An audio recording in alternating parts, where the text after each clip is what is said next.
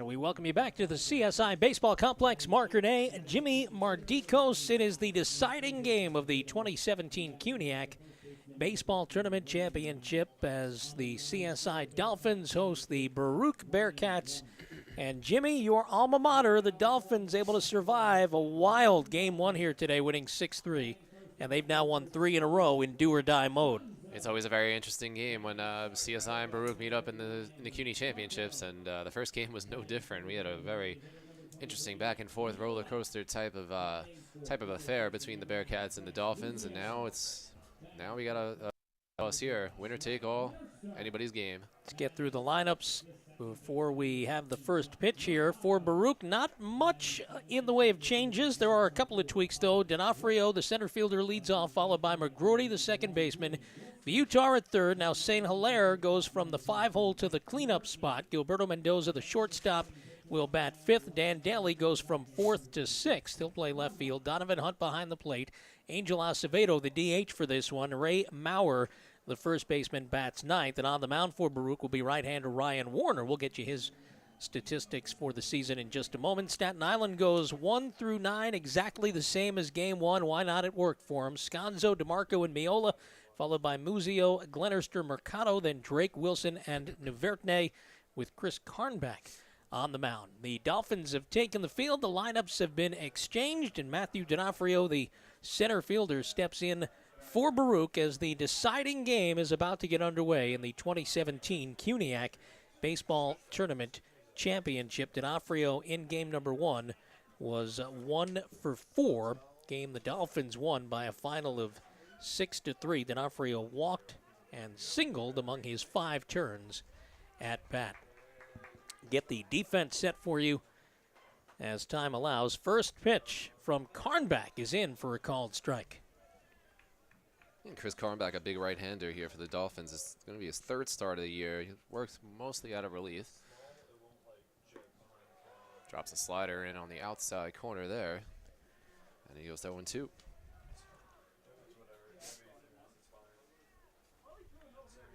Carnback working from the stretch. This one is punched to short. Up with it, Nuverne, and across the diamond in time for the out. Score at 6-3. Mr. Nuverne wasn't too sure he had that one on the tough hop there. He had a rough first game in the field. But he makes the play here. Had 3 errors in game 1. Michael McGroarty, the sophomore second baseman, comes up. He was 0 for 5. Reached twice on Nuverne errors and struck out. This one's taken down low, maybe outside, 1-0. Infield first to third for the Dolphins. Muzio, Mercado, Nuverne, and DeMarco. The outfield left to right. Glennerster, Drake, and Wilson, with Sconzo behind the plate and Carnback on the mound. It'll be a 2-0 from righty to righty. This one is swung on. A one-hopper to third is fielded by DeMarco. On to first, 2 up, 2 down.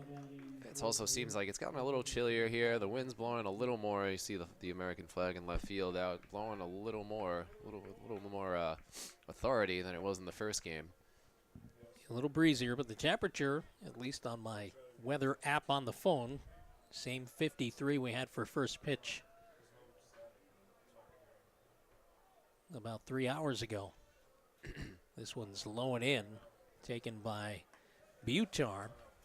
Lefty hitting third baseman. He was 3 for 5, 2 singles, a double, a run scored in game number 1. He got that rally going in the 7th or 8th inning for Baruch with that big long double at left center. Yeah, that was the 8th. 2-hopper out to second base, scooped up there by Mercado on to first.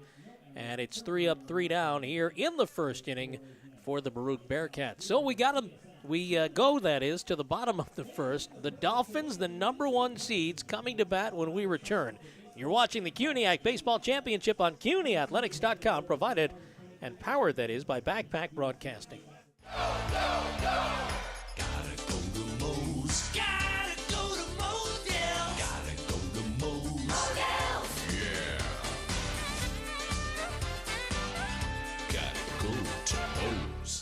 No one ever won a race because it was their turn.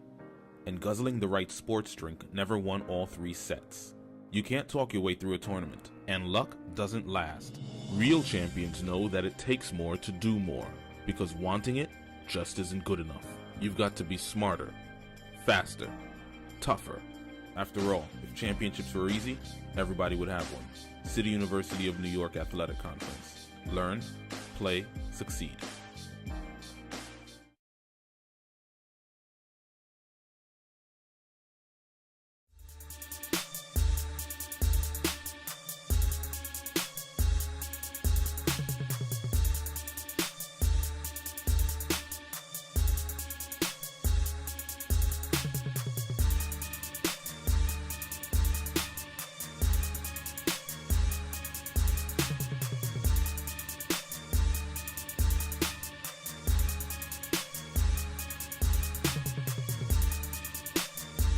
Evans for three. Oh, how about that?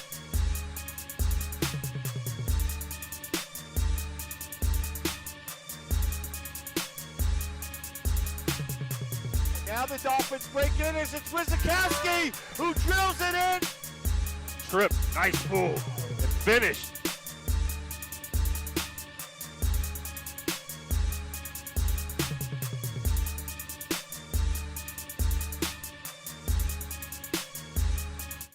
On the mound for Baruch in this win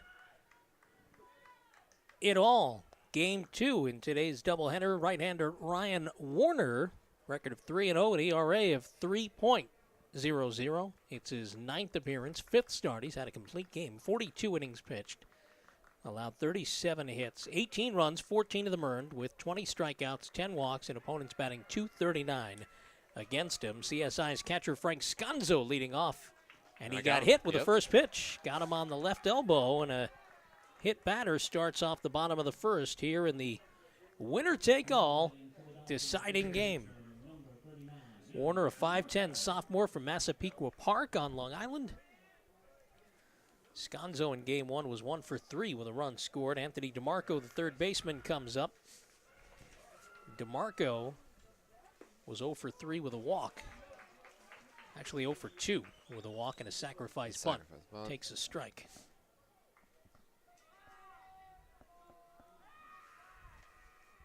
Warner working from the stretch. This one is swung on, skied right side, giving chase as the first baseman and the right fielder, but it falls foul out of play.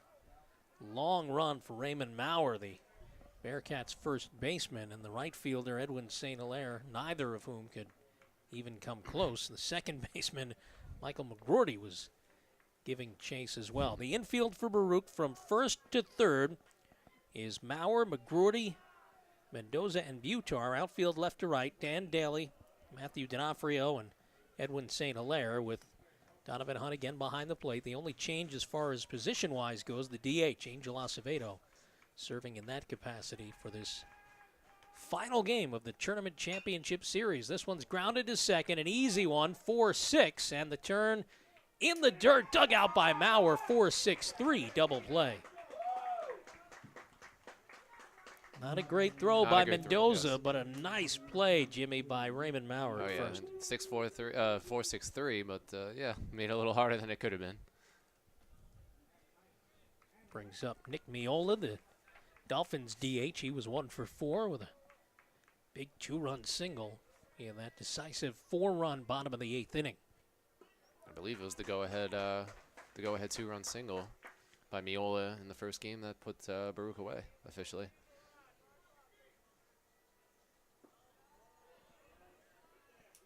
Curveball misses low. Miola 1-1. Indeed it was. Followed by Muzio's RBI double, and then moments later a Glenister RBI single. Count on Miola goes to 1-2. It's Scanzo, DeMarco, Miola 1, 2, and 3. Muzio, Glenister, Mercado, then Drake, Wilson, and Avertny. This one gets through the hole between short and third for a base hit. And Miola's aboard with a 2-out single. Well, let's see if Muzio made the adjustment on the lefty Cameron Kitt in the first game. Now he'll be facing a righty. Let's see how much happier that'll make him at the plate. I'm sure he's just happy to see anybody that's not left-handed right now. Yeah, he was having a miserable time of it against Kit. But you give him the credit. He made the adjustment and got a big 2-run double. This one is swung on out to left field. Moving back and making the catch is Dan Daly. And that retires the side. No runs, 1 hit, no errors and 1 left. We go to the 2nd inning in this winner-take-all. Game number 2 on the day, Baruch and CSI, no score. You're watching the CUNYAC Baseball Championship on CUNYathletics.com, powered by Backpack Broadcasting.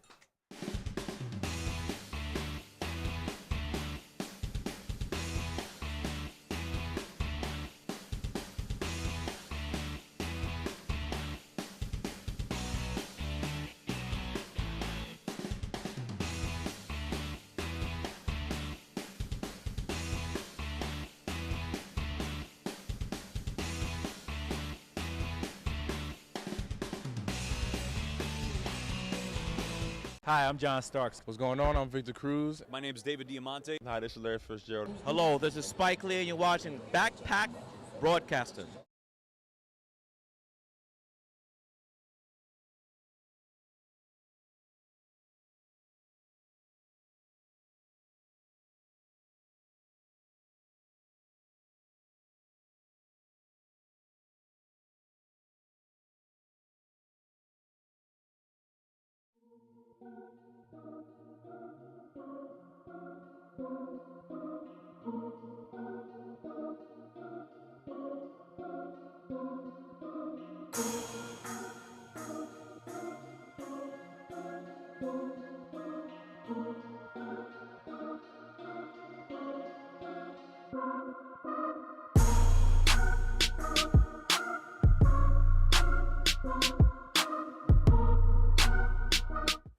Go to the top of the 2nd. Marker day, Jimmy Mardikos says this is the deciding game in the CUNYAC tournament for 2017. And the first pitch in the 2nd inning, thrown by Chris Carnback, taken for a ball by Edwin St. Hilaire. Now 2-0. Carnback is 6'2" sophomore from Madison High School in Brooklyn.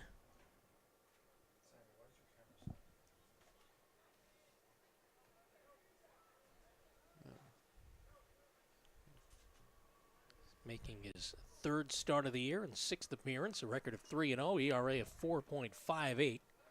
Swung on and fouled at the plate by St. Hilaire.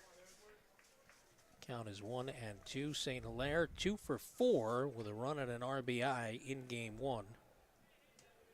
Had a big ribby single in the Bearcats' 3-run 8th inning that temporarily put them in front 3-2.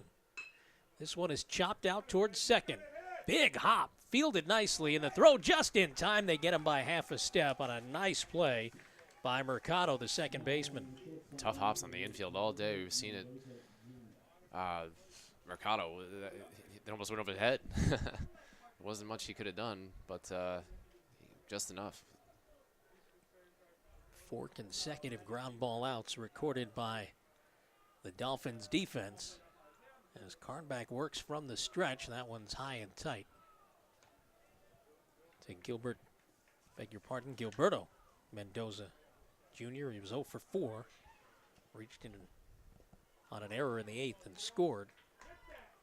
Takes a strike, 1-1. Wind definitely picking up here more and more. And we're starting to see some wrappers flying around.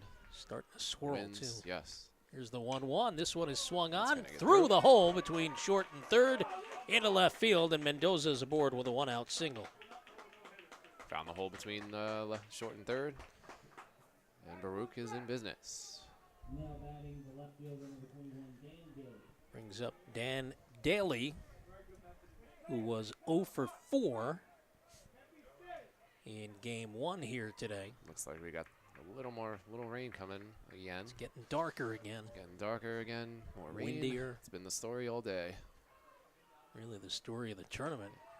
Play washed out entirely on Friday. As you said earlier today, the entire island of Staten pretty much washed out.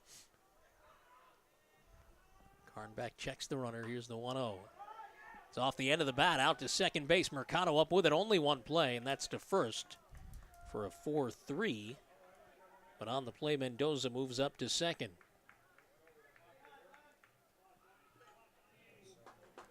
Brings up Donovan Hunt, who had a big 2-run single in that 8th inning of game 1.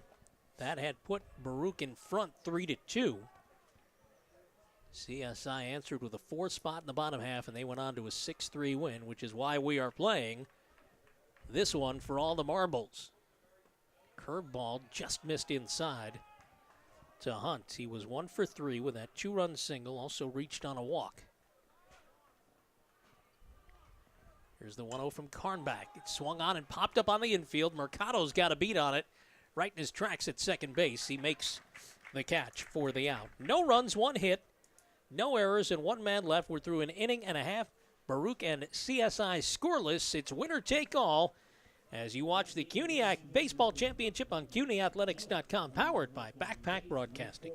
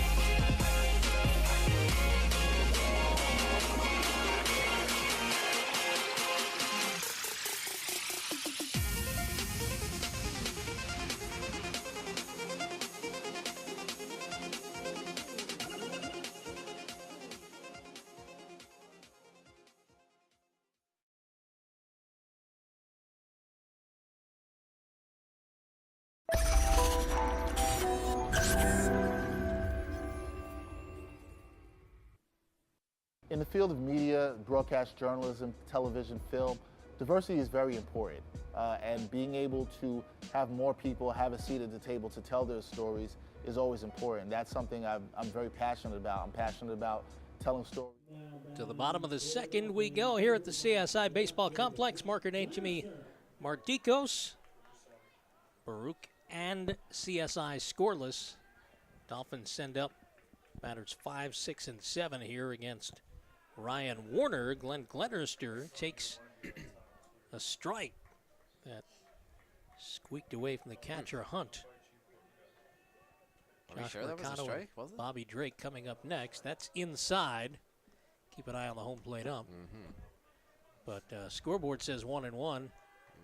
Yeah, I think we were 1-1. All right. He's not trying to change it. Here's the 1-1. This one is grounded up the middle into center field. A leadoff single for Glenister, who in game number 1 was 2 for 4 with an RBI. Yeah, like I mentioned earlier, in the first game, Glenister just taking the ball up the middle, hitting the ball real hard. Nice balanced hitter up there at home plate. Brings up Josh Mercado, who was 1 for 4 with a run scored in the opener. Ever darkening skies. Lights have been turned on since early in game 1, which began a little before noon. Mercado shows bunt, punches it foul. Yeah, it's a bad job by Mercado. That's an off-speed pitch. You see out of the hand, clearly going to be a ball. Just wasted a strike there. Butark pinching in at third. He was on the run. Pitch from Warner. This one is bunted right back to Warner. He fires over to shortstop, and they get the lead runner as Glenister slides in late. So it's a fielder's choice. You score at 1-6. Glenister's erased. Yeah, sloppy job there by Mercado. We got to get that down to either third or first. Ensure that Glenister is going to get the second base. The one place you don't want to bunt that back to is right back to the pitcher. Right back to the pitcher. It's a good thing Mercado was quick enough to beat out the relay. Bobby Drake, the center fielder, made a couple of sparkling defensive plays early in game 1. He was 1 for 3 at the plate. Fly to right, a grounder to short, and a single. Mercado leads off first. 1-0 is in the dirt. Hunt blocks it. No advance. Right fielder Jordan Wilson waits on deck, and then Jet Navertny, the shortstop. Ninth place hitter in the hole. Diving back safely ahead of the throw is Mercado. Nice pickoff move there by Warner.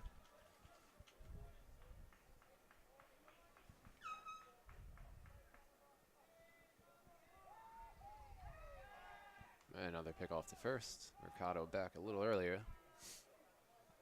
Warner all at 5'10". Straight over the top like those old pitching machines. This one is inside, maybe a little high, and it's 3-0 on Drake. That's Bobby Drake, not the rap singer. Showed my age. I called somebody a rap singer. How about that? Goodness. Technically, we don't know Drake's real first name. Rapper. If he has one, well, maybe but it is my Bobby. point is, you're Could not be. a rap singer. You're a rapper. You're a rapper. Here comes the 3-1. It's outside, ball 4. Warner was a little surprised about that one. Thought he was going to get a strike call there, but Bobby Drake is on. First and second, the Dolphins in business here for Wilson. Jordan Wilson was 0 for 3. Struck out, bunted back to the pitcher, and grounded to second.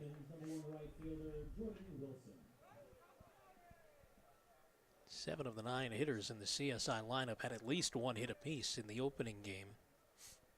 Let's keep an eye on Wilson here. If he shows bunt early, a play that the Dolphins like to do a lot, they'll draw the third baseman in. He'll pull back and he'll allow possibly for the steal. I don't know if Mercado has the speed to maybe do that, but first and second, there's a good opportunity for them to probably do that. Swung on and fouled over the press box behind us. Out of play. Mercado on the year. 4 of 6 in the stolen base department. Drake was 9 for 9. That one's outside. It's 1-1. Early indications they're just going to let Wilson swing here and try and knock him in. Infield and the outfield playing straight up. Curveball's way outside. It's 2-1.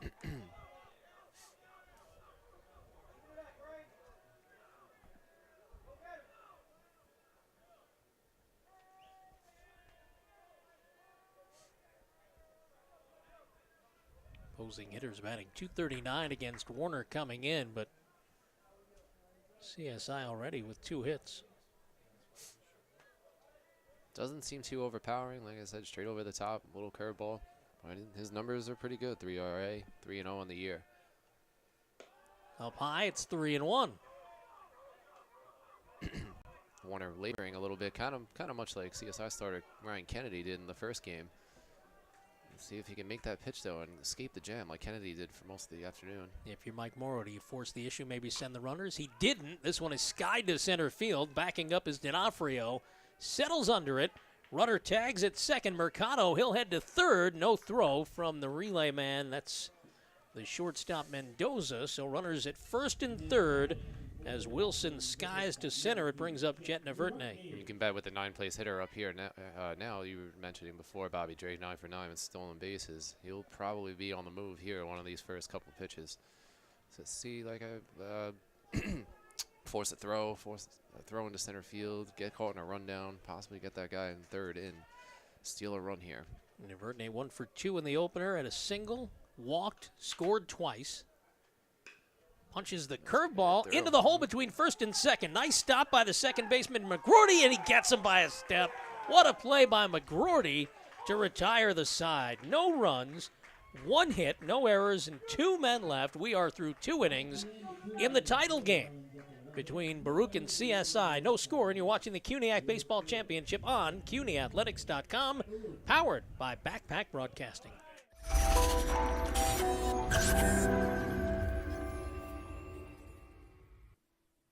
In the field of media, broadcast journalism, television, film, diversity is very important. And being able to have more people have a seat at the table to tell their stories is always important. That's something I'm very passionate about. I'm passionate about telling stories through media, but I'm also very passionate about seeing diversity in that. And here at Backpack Broadcasting, that's very important. And that's a huge goal of mine and a goal of the people that I work with. So it's going to be a very diverse correspondent team, including myself, very diverse array of people working on production with these stories. So the stories are diverse, the people that are working here are diverse, and so diversity is important to us, and we believe that'll be shown with our upcoming project, Sideline Stories.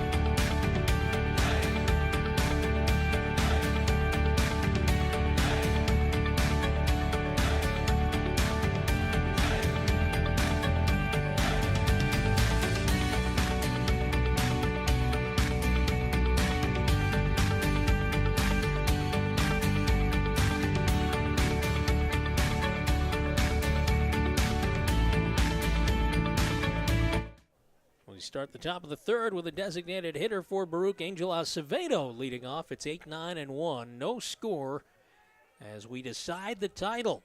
2017 CUNYAC Baseball Championship. It's one game for all the marbles. Acevedo first pitch swinging, lashes it to left. On the run, Glenister, and he makes a nice running catch crossing into foul territory. Glenister playing pretty deep there, kind of close to the warning track. At first, kind of looked like it dropped in, but I guess the wind just holding it up. Acevedo had appeared as a pinch hitter in the ninth inning of the opener. Got hit by a pitch right on the kneecap, it looked like. His I was watching right him go, knee. Watching him go around first. Didn't seem to have any ill effect from that, because he was in a lot of pain when that happened. Came out for a pinch runner, which he would have done anyway. Raymond Maurer steps up 0 for 3 in the opener. This one he takes just off the inside corner. It's 1-1. Mauer's played some nice defense, especially on the receiving end of the throws from his fellow infielders. This one fouled back into the screen, and it's 1-2. Yeah, he's definitely giving a full effort today, putting his body in front of balls, knocking balls down, stretching, diving. Took that one really sharp hop off his breastbone. This one's fouled off the third base line out of play. Coach makes the play this time that he failed to make in the first. Got the wind knocked out of him. Opening game. Maurer, not Maurer, Torres. yes. The rain coming down a little harder once again. Story of the day. Way outside from Carnback. And a little limp from the catcher, Sconzo. I don't know if he pulled anything. Yeah, it looks like hamstring or a groin or something with his hip, but he's now looking back into the dugout. He did not come up well after that lunging grab. 2-2. Outside. And the count goes full on Maurer, the leadoff hitter, D'Onofrio, waiting on deck. I would say this is probably the hardest that the rain has fallen so far. This one is swung on, popped up on the infield. Will it stay fair? It does. The first baseman, Muzio, under it. And Frank makes the catch for out number 2.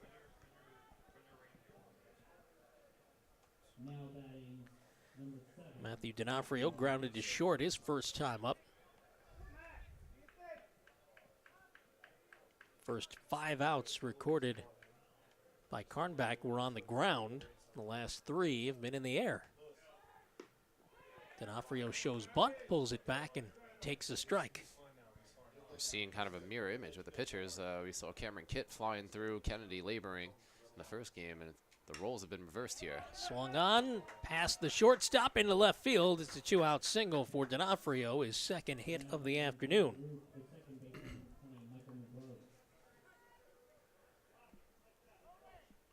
Did a nice job of taking the outside pitch and just serving it into the hole between short and third. No chance at all for Navurtne. Yeah, that was a good piece of hitting there by D'Onofrio. Brings up Michael McGroarty, the second baseman. He grounded to third his first time up. Now 0 for 6 on the day, though he did reach twice in the first game on errors by Navurtne. This one is swung on, line to third. Nice play by DeMarco. All he had to do was stick the glove out and make sure it found the webbing, and it does. So the side's retired. No runs, 1 hit. No errors and one left. We go to the bottom of the third. It's winner take all. CSI coming up. The Dolphins and Baruch. No score. And you're watching the CUNYAC Baseball Championship on CUNYathletics.com, powered by Backpack Broadcasting.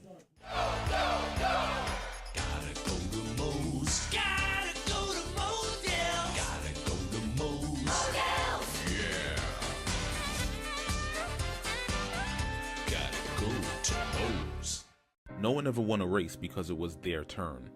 And guzzling the right sports drink never won all 3 sets.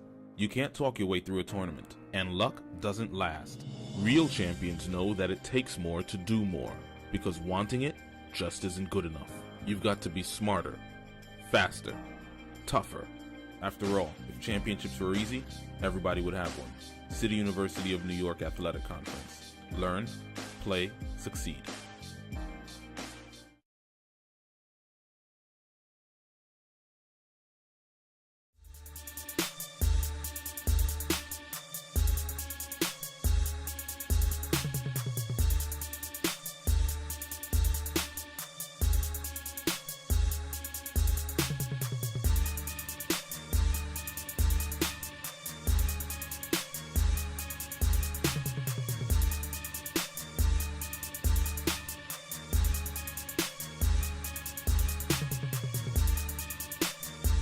Evans for 3. Oh, how about... And we go to the bottom of the third with the top of the order coming up for the Dolphins. Frank Sconzo, Anthony DeMarco, and Nick Miola, 1, 2, and 3. No score. It's winner take all now that CSI took the first game from Baruch 6-3. Sconzo, first pitch swinging, fouls it straight back over our heads and out of play. Keep an eye on Sconzo, like we said last inning. He reached out for a pitch and kind of came a blame on his hip, thigh area, hamstring. Let's see how he runs the bases here. Inside out swinging down the right field line. It goes out of play into the bullpen. Nice run by St. Hilaire, the right fielder, but couldn't track it down. Yeah, St. Hilaire made it a lot closer than I thought it would be. I think even Sconzo thought he had no chance because he was not running at all. Well, I think he knew it was foul. It was off foul, the bat. yeah. He probably knew it was foul off the bat, but Comes the 0-2 from Warner. Swung on, grounded out to second. McGroarty's in front of it, scoops it up, throws to first. And the first out of the third is recorded 4-3. Anthony DeMarco grounded into a 4-6-3 double play, his first time up. 0 for 2 in the first game. Couple of grounders to short. He walked and put down a sacrifice bunt. And it was a wild first game. CSI a run in the 6th, a run in the 7th. Baruch scored 3 in the 8th to go in front. But then the Dolphins put up a 4 spot in the bottom of the 8th, and they held on for the 6-3 win. They're now 3-1 against Baruch this season. Swung on, line to center field. That'll fall in front of D'Onofrio for a 1-out single by Anthony DeMarco. outfielders have to be very aware now with the rain still falling. Plays like that, the ball's going to skip. So you got to really pay attention, concentrate, not let the ball skip past you, and give some extra bases here. CSI is now out hitting Baruch 3-2 in this game. Nick Miola had a first inning single. Was stranded on first base. He's 2 for 5 on the day. Had that big 2-run go-ahead single in the 8th inning of game number 1. Here's the pitch from Warner. It's high and tight. 1-0. DeMarco.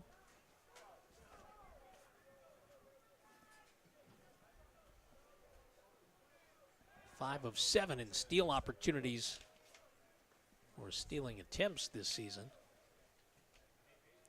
So anytime you're on base, that would be a steal opportunity. Maybe except third. Here's the 1-0. It's called a strike.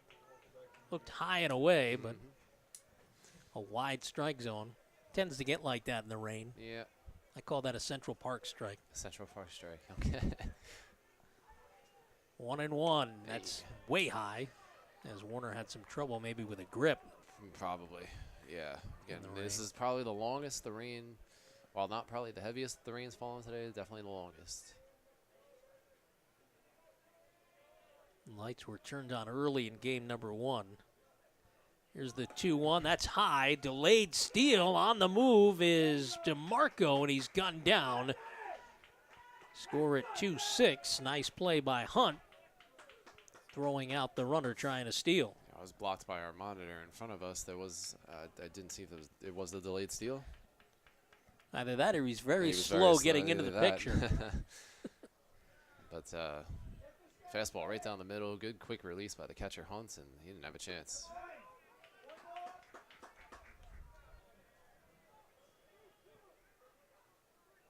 And again, with the rain falling, it could be some tough sledding out there. Here comes the 3-2. This one is grounded. One hop to third. Butar up with it across the diamond, stretching for the catch is Maurer, and the side is retired. No runs, one hit, no errors, and nobody left. We're through 3. It's winner take all. Baruch and CSI still scoreless. As you're watching the CUNYAC Baseball Championship on CUNYathletics.com, powered by Backpack Broadcasting.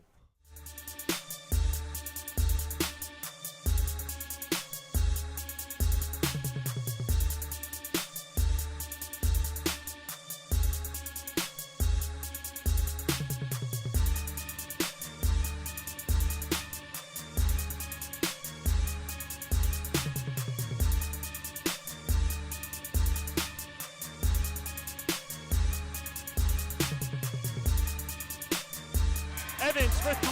Oh, how about that?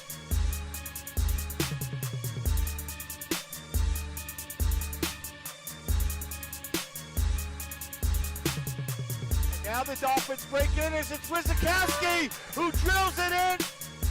Trip, nice pull, and finished.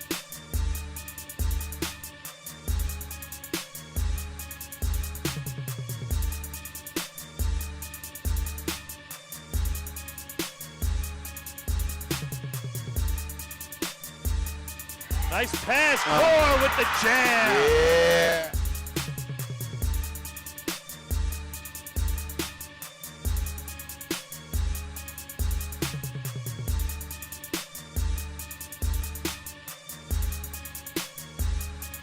We go to the top of the 4th. Mark Grenade, Jimmy Mardikos. It's Baruch and CSI. No score. The winner of this one is the 2017 CUNYAC Baseball Tournament champion. And Jordy Butar, the third baseman for the Bearcats, steps up to lead off the 4th. 3, 4, and 5 here for Baruch. And Butar, who grounded to second base in the first inning, takes ball 1. Outside from Carback, it's 2-0. Butar was 3 for 5. 2 singles, a double, a run scored. He also struck out looking to end the game against Jason Phelan. Yep.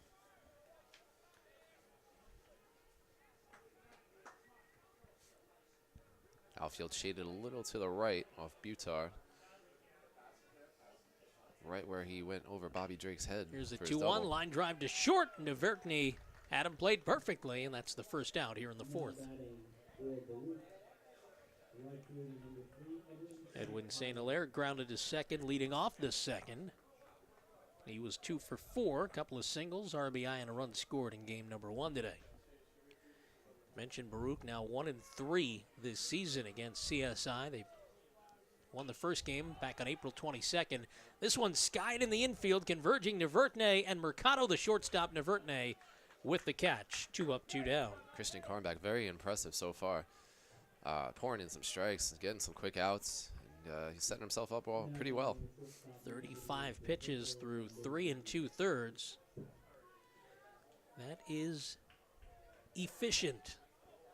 To say the least. And we like that on a Yes. lousy weather kind of day. Here's the pitch. Bunted at, put down by Mendoza. The catcher comes out to make the play. That, of course, Sconzo, and it's 3 up, 3 down. Score that one 2-3. And we go to the bottom of the 4th. No score between Baruch and CSI with the Dolphins coming up. You're watching the CUNYAC Baseball Championship on CUNYathletics.com, powered by Backpack Broadcasting.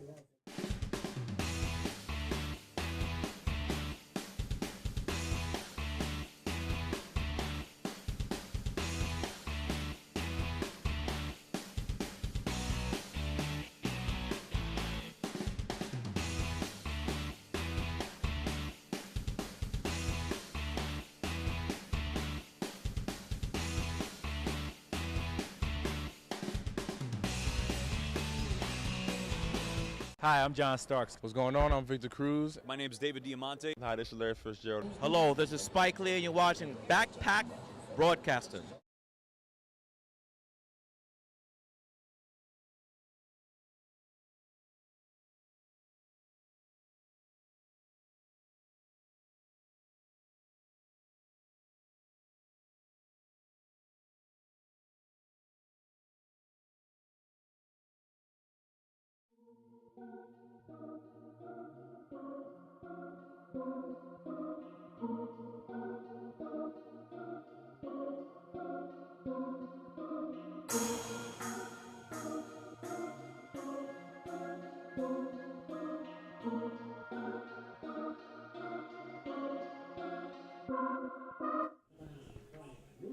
Let's go to the bottom of the fourth. CSI and Baruch, no score. Dolphins will send up 4, 5, and 6. Muzio, Glenister, and Mercado. First base, left field, and second base against Ryan Warner, the right-hander for Baruch. Bearcats could have wrapped up the title with a winning game one. They had a late 3-2 lead, but the Dolphins scored 4 runs in the bottom of the eighth and pulled out a 6-3 win.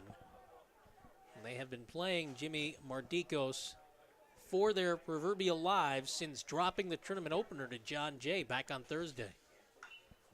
Yeah, and like I said, once they lost that first game, the pitching depth is always there every single year, and those next 3 guys really stepped up. They saw some great pitching performances by Derek Jentz yesterday, Tom Yuso right after that, and then Ryan Kennedy, of course, in the game before this one. Yeah, gutsy performance by Kennedy. Definitely didn't have his best stuff, but he really battled. Through 7 1/3. TJ Taunton wound up, or JT Taunton, I should say, grounded to second, scooped up by McGroarty on to first. And Muzio retired for the second time today.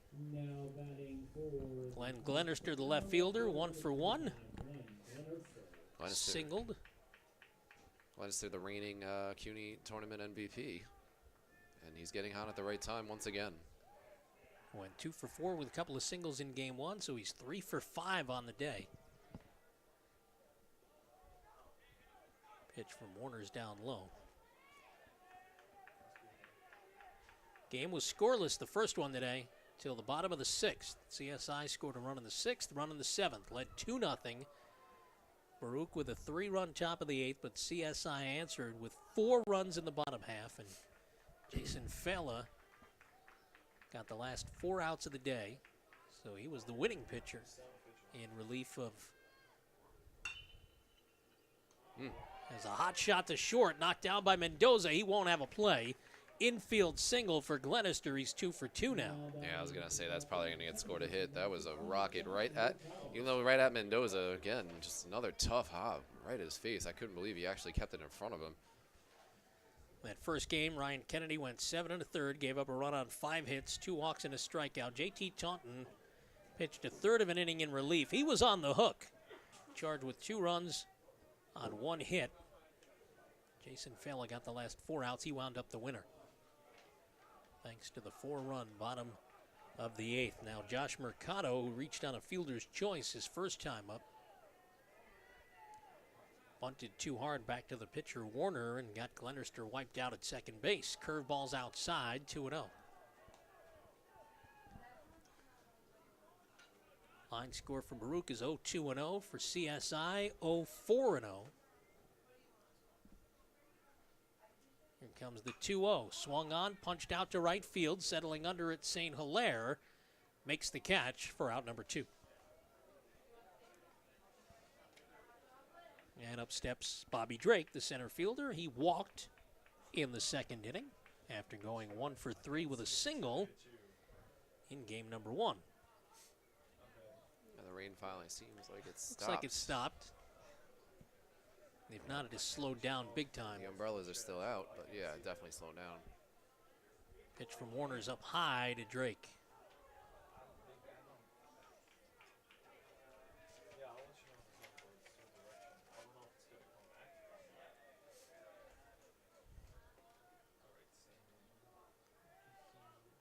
Warner to the belt, swung on, punched foul off the right side, giving chase his Maurer, but he runs out of room and it's out of play.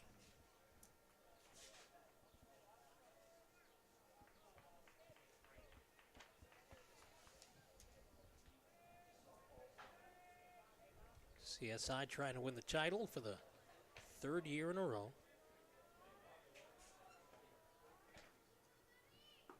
Curveball's in. Strike 2. Baruch trying to avoid being a bridesmaid for the 5th year in a row. They won this tournament championship in 2009 and 2012. They were runners-up 2010, 11, 13, 14, 15, and 16. Jose Torres has won those 2 titles, but he sure would love to have a third. Mike Morrow in his 9th year trying to become a 6-time CUNYAC tournament champ. 9 years. Here's Long the time. 2-2. It's grounded to third. Nice scoop there by Butar onto second for the force. That retires the side. It's a fielder's choice for Drake. Glenister out 5-4. No runs, 1 hit, no errors, and 1 left. We go to the 5th inning. Still no score between Baruch and CSI in this winner-take-all final game. You're watching the CUNYAC Baseball Championship on CUNYathletics.com, powered by Backpack Broadcasting.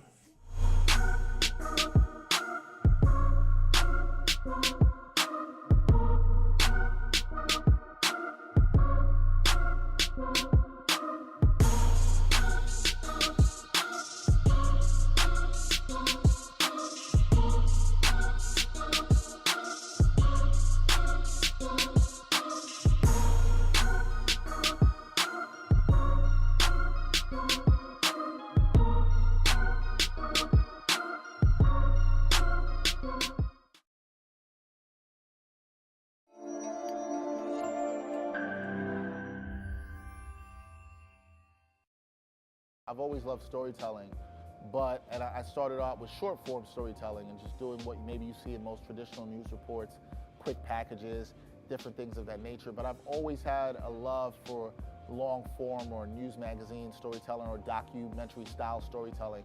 That's always been a passion of mine. And when I started Backpack Broadcasting, I just created an opportunity and a platform for myself to do that. I've always been looking for a way to get into the world of long form storytelling, and I thought there was no better way than to start doing it myself, create my own opportunity and create the opportunity for others. And that's what we're doing here with Sideline Stories. I'm also very passionate about the stories that aren't being told, but it's common to do a report on a basketball game or what's happening. Let's go to the top of the 5th inning here as the Bearcats send up 6, 7, and 8. Left fielder Dan Daly to start things against Chris Carnback. First pitch, half swing. Did he go? No. Ball 1.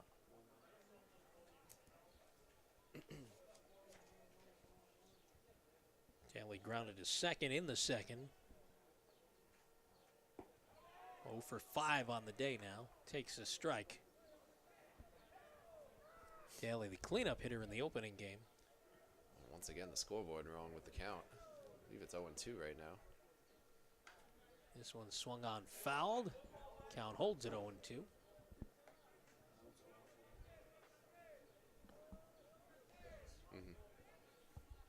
Mm-hmm. 0-2-0 for Baruch, 0-4-0 for CSI. We join you from the CSI Baseball Complex here on Staten Island.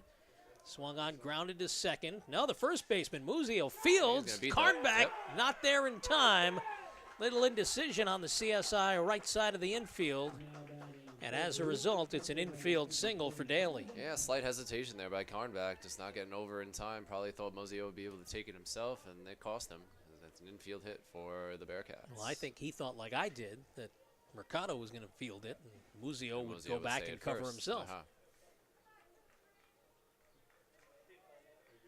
Of course, I'm not pitching. If I were, I would have at least started out toward first base. Donnie Hunt popped to second his first time up in this one.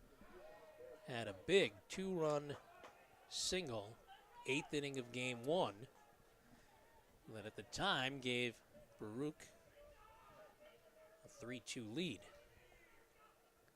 Swung on, foul tip. Count 1-1.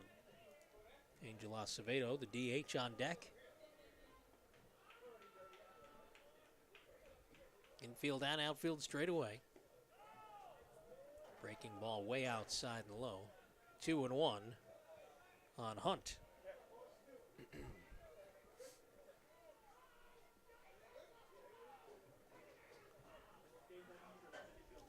Inside, 3-1. Hunt had a jackknife out of the way.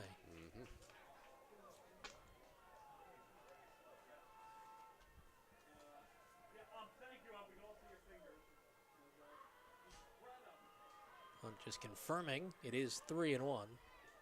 Swung on, grounded to short. Novotny up with it, goes the short way for one. The turn for two, not in time, as Hunt beats it by a step. And once again, we're seeing the infield playing a slight role. Novotny kind of had to hesitate because he just didn't expect, he doesn't know where that last bounce is going to go.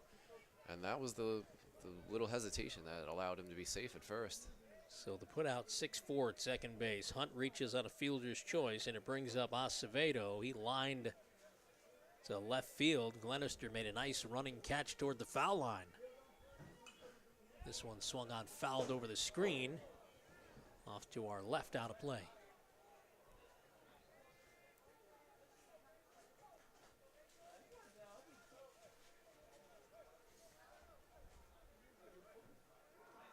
One from Karnback outside to make it 1-1, beg your pardon. Baruch could have won the title with a victory in game one. Trailed 2-0, went ahead 3-2 in the 8th, and then gave up a 4-run bottom of the 8th. The Dolphins swimming to a 6-3 win, and now it's winner take all.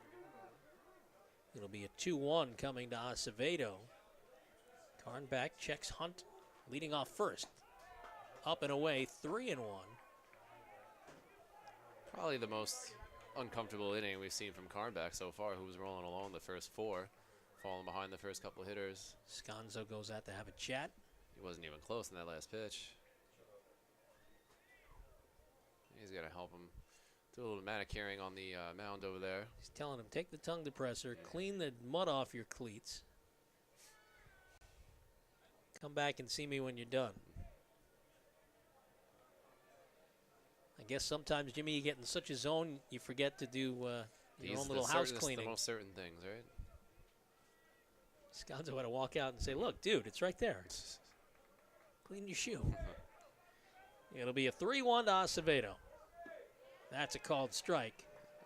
Right down the middle, 3-2. Now, gets interesting. Do you start Hunt? I was just going to say, let's see if we get a little movement over here at first.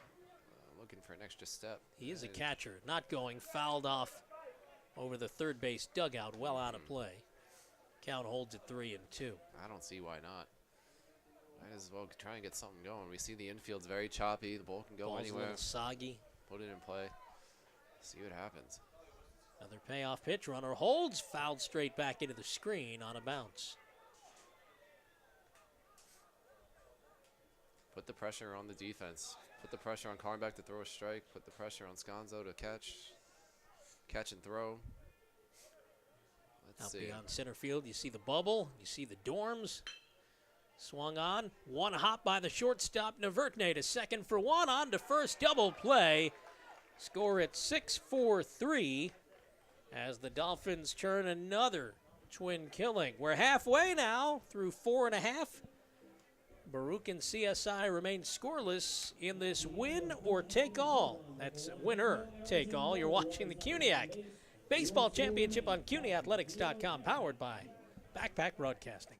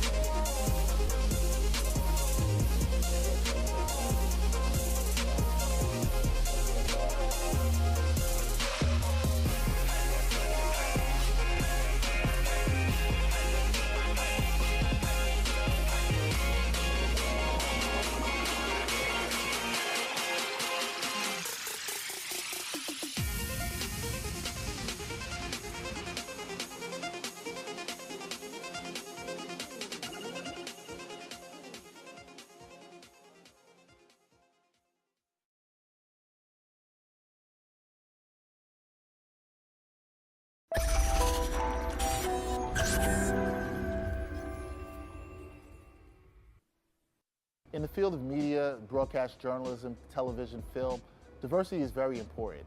And being able to have more people have a seat at the table to tell their stories is always important. That's something I'm very passionate about. I'm passionate about telling stories through media, but I'm also very passionate about seeing diversity in that. And here at Backpack Broadcasting, that's very important, and that's a huge goal of mine and a goal of the people that I work with. So it's going to be a very diverse correspondent team, including myself, very diverse array of people. We go to the bottom of the fifth inning. The Dolphins of CSI against the Baruch Bearcats. CSI will send up 8-9-1 here. Jordan Wilson, the right fielder, Jet Naverkne, the shortstop, and then back to the top for Frank Sconzo, the catcher, against Ryan Warner, whose first pitch of the fifth is up high. Jasty Butar up on the grass against Wilson here. Wilson's speed is a factor, but he's not showing any button early in the count here. Takes that one high. It's 2-0.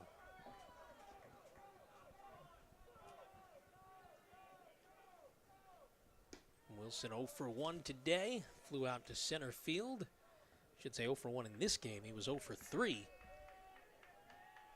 in game 1, so 0 for 4. Now a 2-1 from Warner. Swung on, popped foul, third base side. It'll go out of play behind the CSI dugout.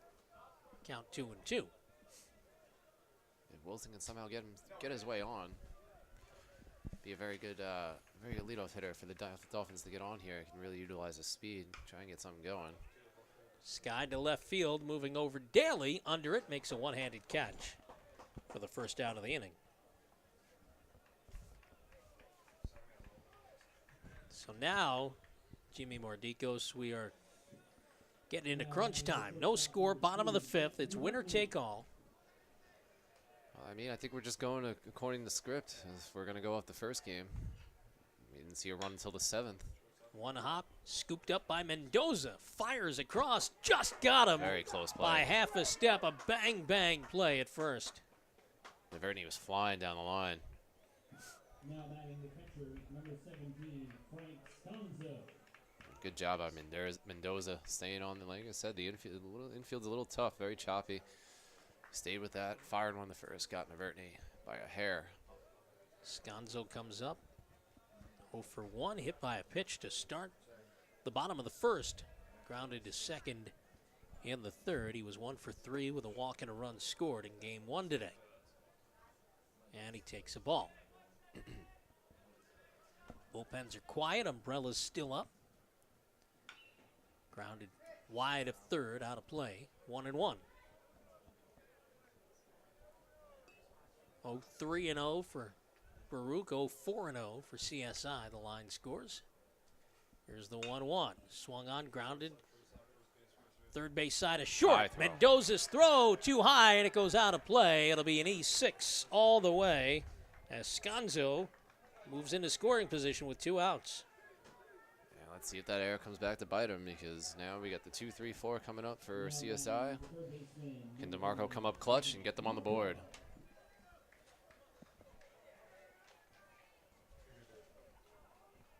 Made a nice play moving to his right toward third base, but then Mendoza throwing off his back foot way too high over the head of Raymond Maurer at first. 2 outs. Go-ahead run at second for Anthony DeMarco. Grounded into a double play and singled to center field. Pop foul first base side. Maurer moving over, makes the catch to retire the side. So CSI leaves a runner in scoring position. No runs, no hits, an error and 1 left. We're through 5. It's winner take all as we decide the 2017 CUNYAC Baseball Championship on CUNYathletics.com, powered by Backpack Broadcasting.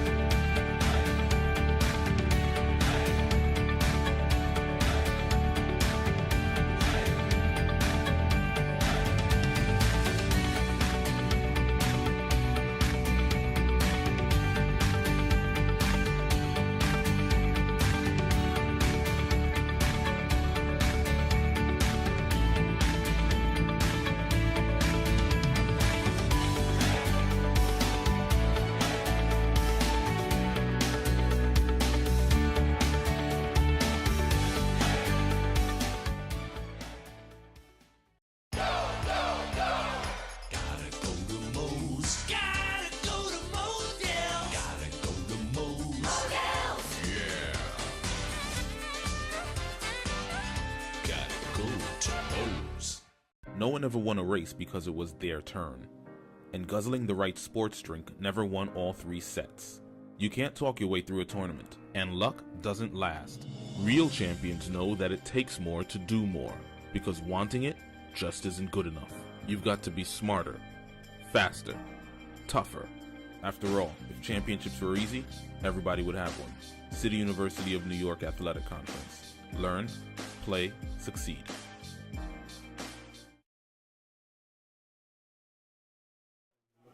To the top of the 6th inning we go. CSI and Baruch. No score. Bearcats send up their number 9 hitter Ray Maurer to lead things off. The first baseman just made a nice catch of a foul pop-up over by his own dugout to retire the side in the bottom of the 5th. Carnback's first pitch of the 6th inning just missed a little bit outside. 1-0. Maurer popped to first base himself in the 3rd inning. Matthew D'Onofrio and Michael McGroarty to follow as we go back to the top of the order, and this one's inside. Carnback trying to nibble Jimmy Mordicos, not getting any calls so far. Not looking as sharp these last 2 innings. That one's called a strike on the inner edge. Kind of get the sense that both sides just waiting for something to happen here. Here's a 2-1. Inside corner again. 2-2. The proverbial calm before the storm. Who's gonna strike first? Well, we've had the storm already, so Right. I guess this would be the calm after the storm.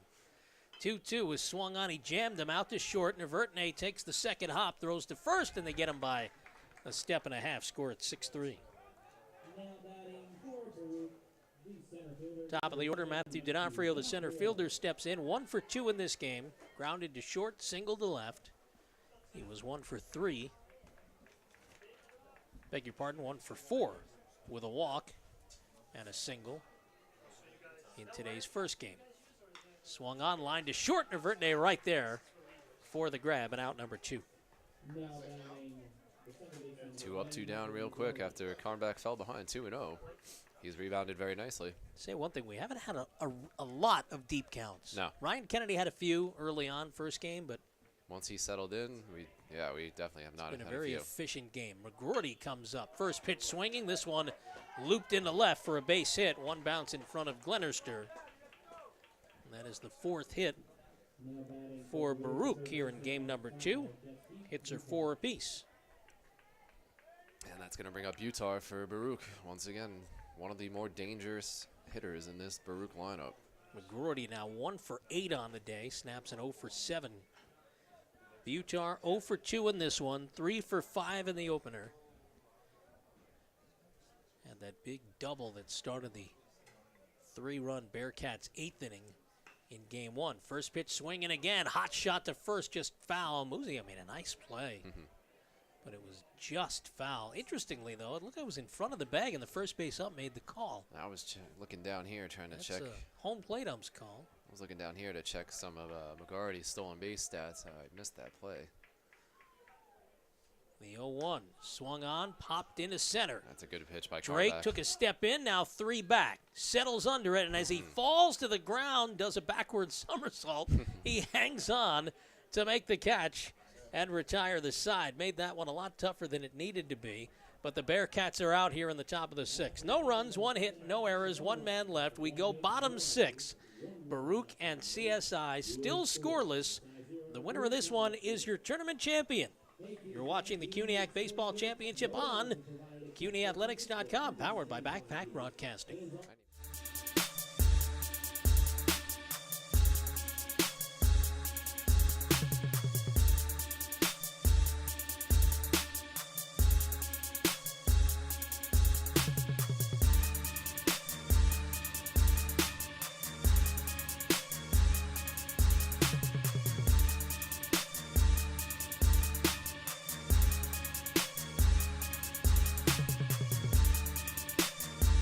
Evans for 3. Oh, how about that?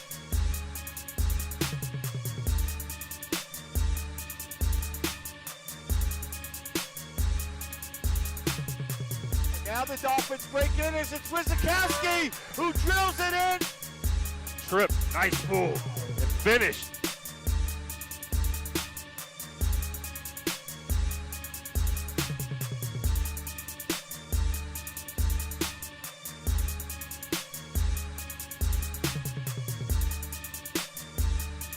Nice pass. Core with the jam. Yeah.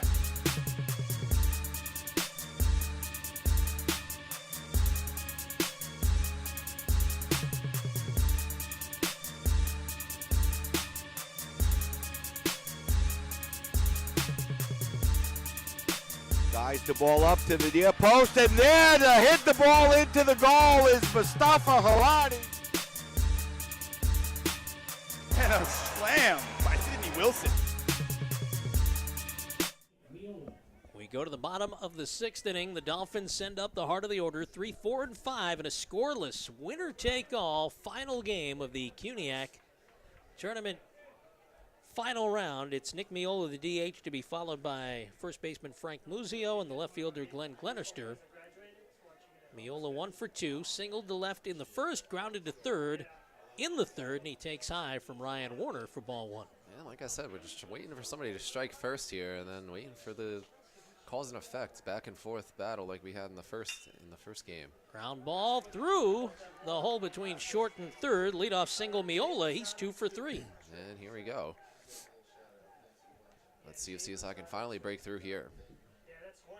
We've only had one base runner reach third. That was Josh Mercado in the 2nd inning for CSI. Warner's really settled down. Little traffic on the base pass the first couple innings, and like I said, really settled down and tired him quick. But quick runner here on the first. Muzio showing bunt. Muzio's 0 for 2. Flew to left, grounded to second.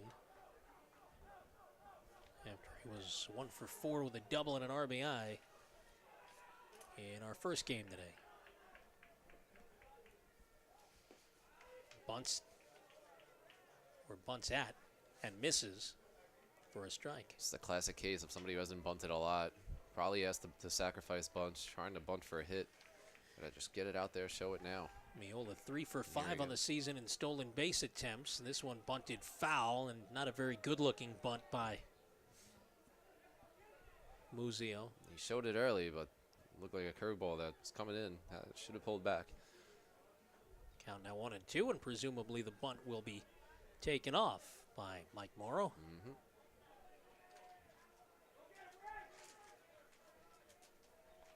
Miola leads from first. Here's the 1-2. It's swung on line to center field, and D'Onofrio right there makes the catch as it curls right into his belly button. First out in the books. Donovan Hunt really set up inside there on Muzio. Warner missed a little bit. Muzio got a good piece of the bat on it, but just not enough. Glenn Glenister 2 for 2 in this game. Single to left center field and an infield hit. Wiped out at second base both times. Takes low for a ball. Well, now kind of makes sense why Muzio was probably bunting. This is the guy they want up. This is the hottest hitter on CSI right now. If you could have had him up with a runner on second, that would have been what Mike Morrow would have signed up for. Takes strike 1. It's 1-1. Glenister's 4 for 6 on the day. And you mentioned, Jimmy, he's the reigning tournament MVP. Yeah, he had himself a great tournament last year. Outside and a Looked like a hit and run. steal as the runner slides in safely. Miola. You know, now that I'm thinking about it, maybe that's what happened to Baruch. It was a missed signal on a hit and run. Either way, stolen base Miola. And he's on second with 1 out. They did credit the swing on by Glenister. It was a pitch out.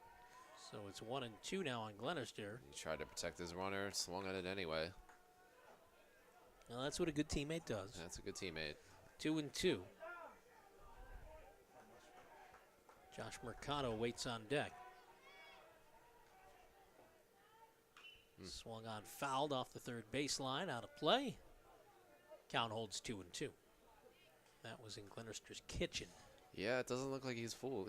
He fooled him there. He's right on everything. Does what a good hitter does. You take your pitcher's pitch and you foul it away, make him throw you another one. Here's another 2-2. Swung on and skied out behind first base. Some trouble, and it falls in. Second base McGroarty, first base Maurer, who spun his top, and then St. Hilaire coming in from right. Nobody gets it. It falls for a single, and Miola moves up to third. Yeah, between first base, second base, and the right field, a lot of pirouetting going on right there. In and outs, and the ball falls right between the three of them. Glenister now 3 for 3 in the game. He is 5 for 7 on the day. It's a shame because Warner really beat him on that fastball to get him to pop up like that. Finally made a good pitch against Glenister.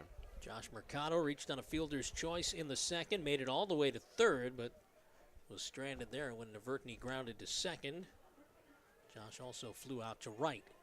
So he is 0 for 2 after going 1 for 4 with a single and a run scored in game 1. Takes a curveball strike from Warner. First and third, 1 out. Scoreless game here in the bottom of the 6th. The winner is your CUNYAC baseball tournament champ for 2017. Throw to first. Back standing is Glenister. Yeah, once again, we're going to keep an eye on that runner on first base. Glenister, not the most fastest kid on this team, but they're definitely paying attention to him. And Butar tied at third while the middle infielder, second and short, play for the double play. Curveball grounded. Butar up with it, comes home in the dirt. And Miola slides in safely with the first run of the game. I get what Butar is trying to do there, trying to cut down the run. He was halfway down the line. But, man, that was a tailor-made double play. And he went home with it instead. Glenister moves up to second. Mercado reaches on the fielder's choice. And I guess you have to give him an RBI. Well, not if they give Butar an error. Well, they haven't yet.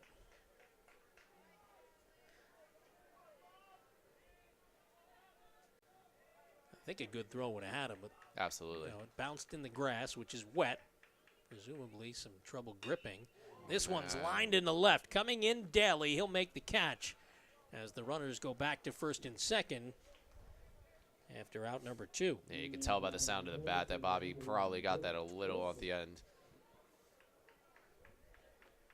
Yeah, they still haven't scored it officially. Or they certainly haven't given him an error yet. We wait. Jordan Wilson comes up. He's 0 for 2. Either way, it's 1-0 CSI as they try to win their third consecutive CUNYAC baseball tournament championship. Warner works from the stretch with Glenister off second and Mercado off first. It's up high, ball 1 to Wilson. Flew out to center in the second, to left in the 5th. He was 0 for 3 in game 1. Started the day batting a team high .404. Caught Wilson in between games. He was down in the cages, in between the softball baseball field, swinging off the tee. Warner comes set, checks the runner at second. Now the 2-0 is outside, 3-0. Jet Navertny, the number 9 hitter, waiting on deck. Wilson waits on a 3-0. Here's the pitch from Warner, and it hit him in the back. Second hit batter of the game for CSI. And it loads the bases for Navertny with 2 outs. Mentioned it a bunch of times, a real up and down day for Navertny today. 3 errors in the first game. Had his Little League home run in the first game right after that. 1 for 2, a walk, 2 runs scored in the first. 0 for 2 here in the second, but a chance to do some major damage against Ryan Warner. Here's the pitch. Taken on the inside corner for a strike. Looked like a straight take there by Navertny. Sconzo, the catcher, leadoff hitter, waits on deck. If Navertny can extend the inning. Yeah. Grounds it up the middle. Diving try by the shortstop. He can't get it. 1 run's in. Runner around third. He's coming home. That's Mercado to score. 2-run single. Jet Navertny and CSI goes up 3-0 here in the 6th. CSI capitalizing big time on that ground ball to Butar that once again I understood what he was doing, trying to cut down the run at home, but he had the tailor-made double play ball right in front of him as well. Glenister easily scored. Mercado not very far behind. Wilson stayed at second. So first and second, 8th batter of the inning comes up in Frank Sconzo. 0 for 2. He was hit by a pitch leading off the first, grounded to second in the third, and got board on an error by Mendoza, the shortstop, in the 5th.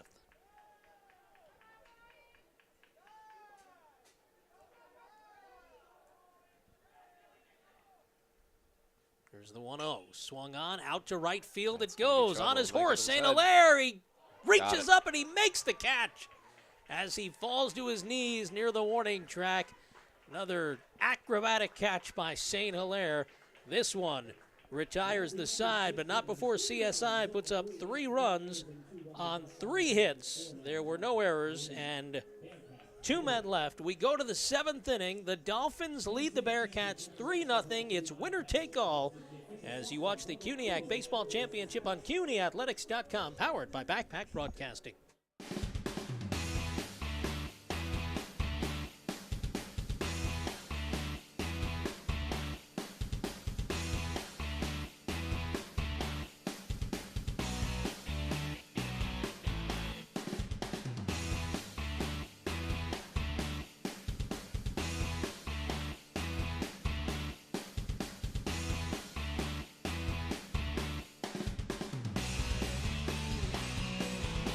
Hi, I'm John Starks. What's going on? I'm Victor Cruz. My name is David Diamante. Hi, this is Larry Fitzgerald. Hello, this is Spike Lee, and you're watching Backpack Broadcasting.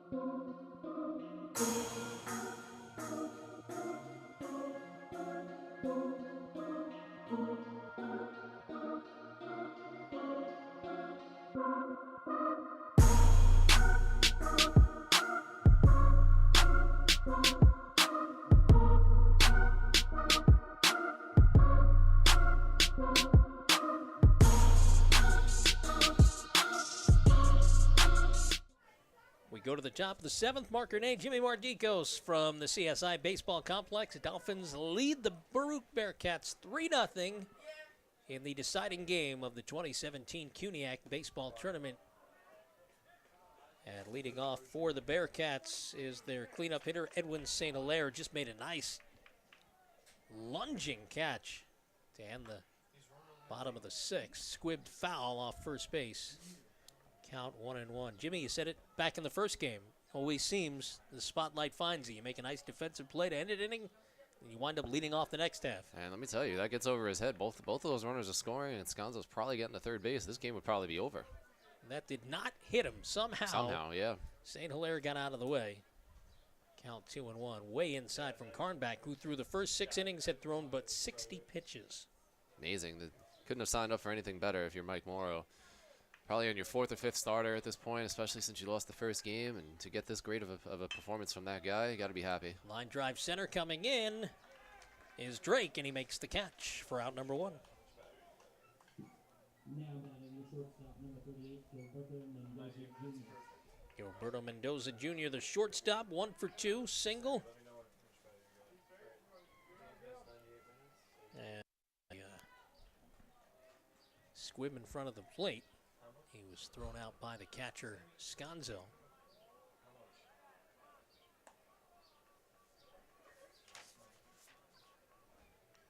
Mendoza 0 for 4 in game 1.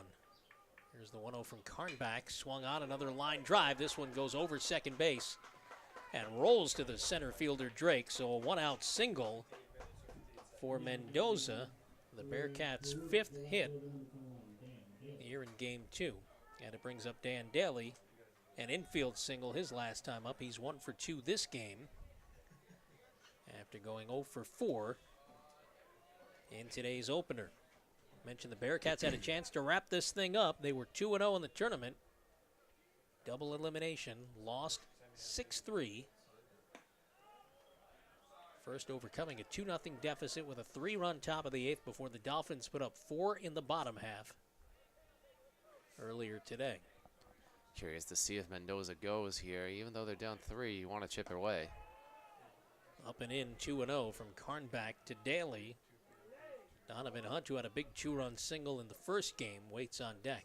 Mendoza had a pretty healthy lead there, that last pitch, and Sconzo definitely noticed it. So they're going to go over and talk a little bit.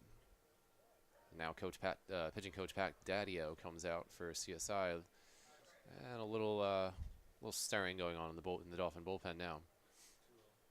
And you figure the impetus for the conference was indeed Sconzo going out saying, hey, you got to keep an eye on the runner. Don't give him a free base. Well, Coach Pat Daddio is probably out there right now just saying to get the hitter. They're up 3-0. Let him steal if he wants. And also maybe at the same time stalling to get one of these guys ready in the bullpen. Right.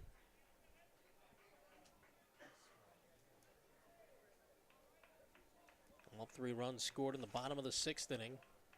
Ribby fielder's choice for Josh Mercado. 2-run, 2-out single by Jet Navurtne. Carnback working for now on a 5-hit shutout. Checks the runner, comes home. Daly shows bunt, pulls it back, takes strike 1. 2-1.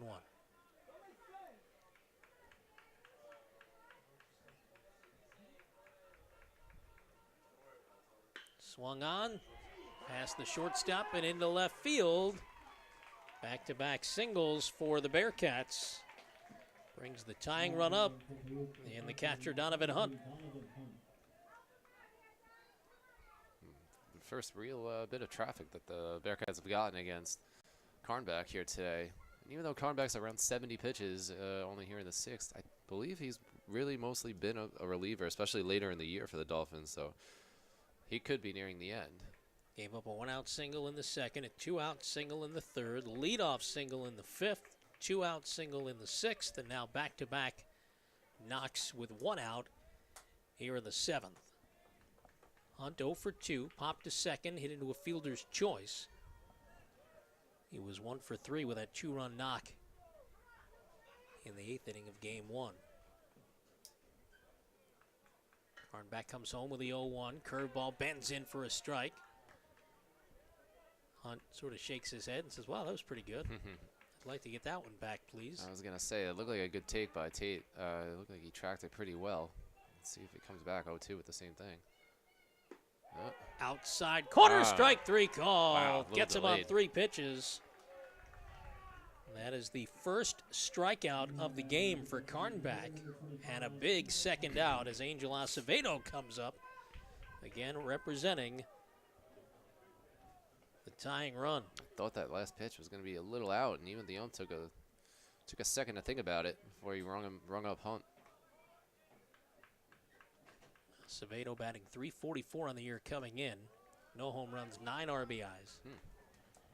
Hit by a pitch as a pinch hitter in the 9th inning of game 1. Line to left, bounced into a double play here in game 2. The 1-0 catches the outside corner with the off speed. It's 1-1. Looks like Ryan Smith is up in the bullpen for Baruch once again. He came in relief of Cameron Kitt in the first game. Pitch 2/3 of an inning. This one is skied out to left center field, converging Drake and Glenister. Drake is, makes the catch, and the side is retired. No runs, 2 hits, no errors, 2 left. 7th inning stretch time and crunch time in the championship game. CSI comes up batting in a moment. They lead the Bearcats 3-0 as you watch the CUNYAC Baseball Championship on CUNYathletics.com, powered by Backpack Broadcasting.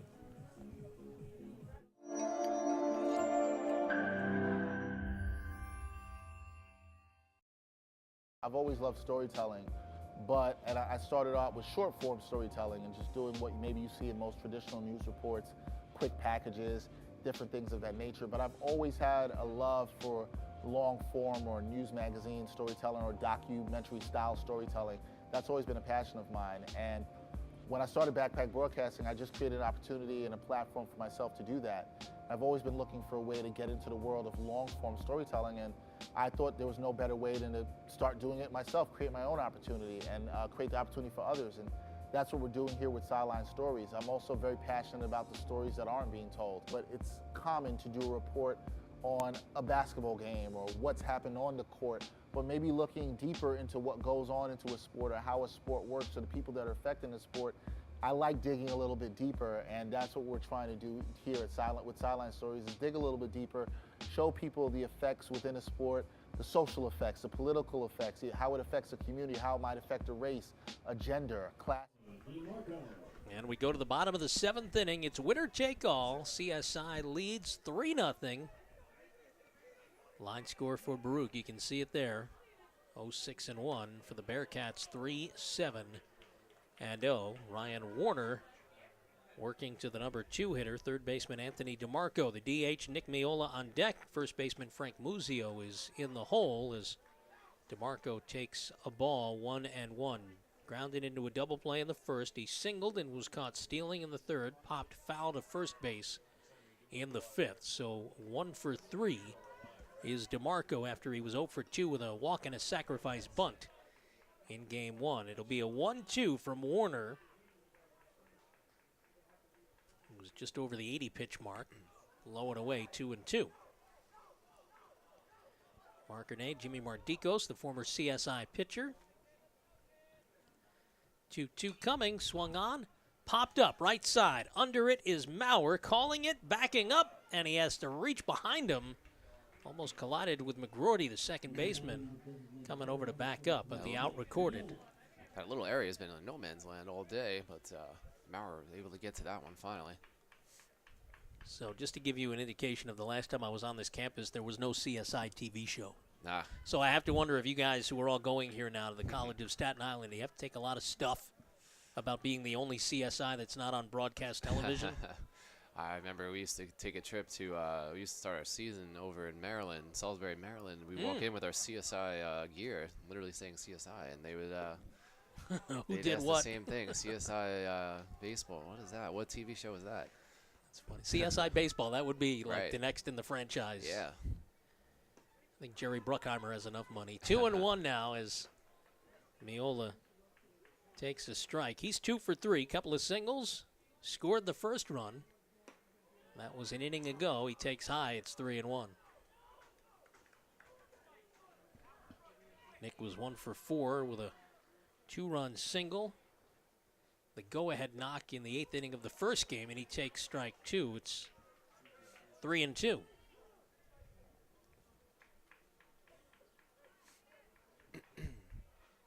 Payoff pitch, swung on, grounded wide of third. No play for Butar as it rolls into left field. 1 out single for Miola, who's now 3 for 4. Having a good day, Nick Miola. That big hit in the first game, late in the first game, and carrying it over here in the second game.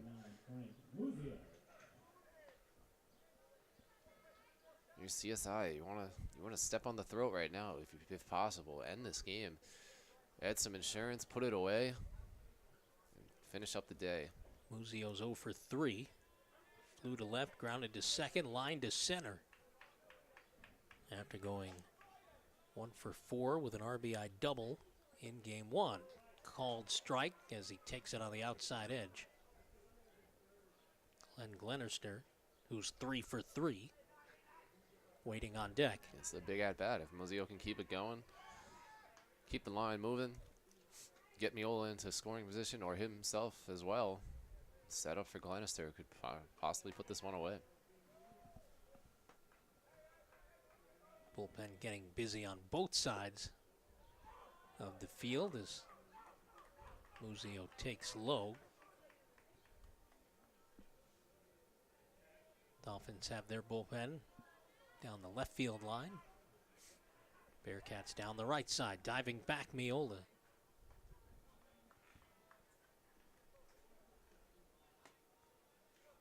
(3-0) CSI. Dolphins scored those runs in the 6th inning.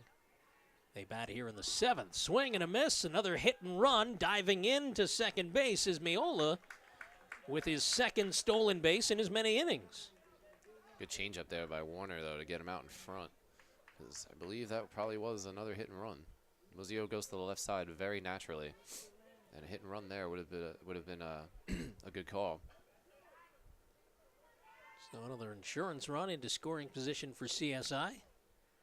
It'll be a 1-2 from Warner to Muzio. Swung on, chopped toward first. In between hop, Maurer up with it. Races him to the bag, and he wins for the second out, but on the play, Miola moves over to third. And at the very least, yeah, he gets him over the third base. Good job by Muzio protecting, not striking out there. And he gets Miola over to third for Glenister, and see if they even pitch to him. I wouldn't. 5 for 7 on the day. 5 singles. The old unintentional, intentional walk. 3 for 3 with a run scored here in the second game, and he takes outside, ball 1. Well, we're looking for MVP candidates. Glenister and Miola is certainly in the mix.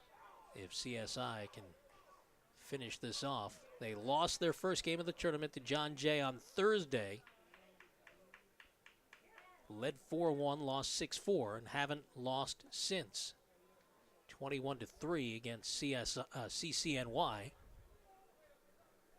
And then avenging that Thursday loss to John Jay last night to reach the final round. 3-1 as Glenister was taking all the way.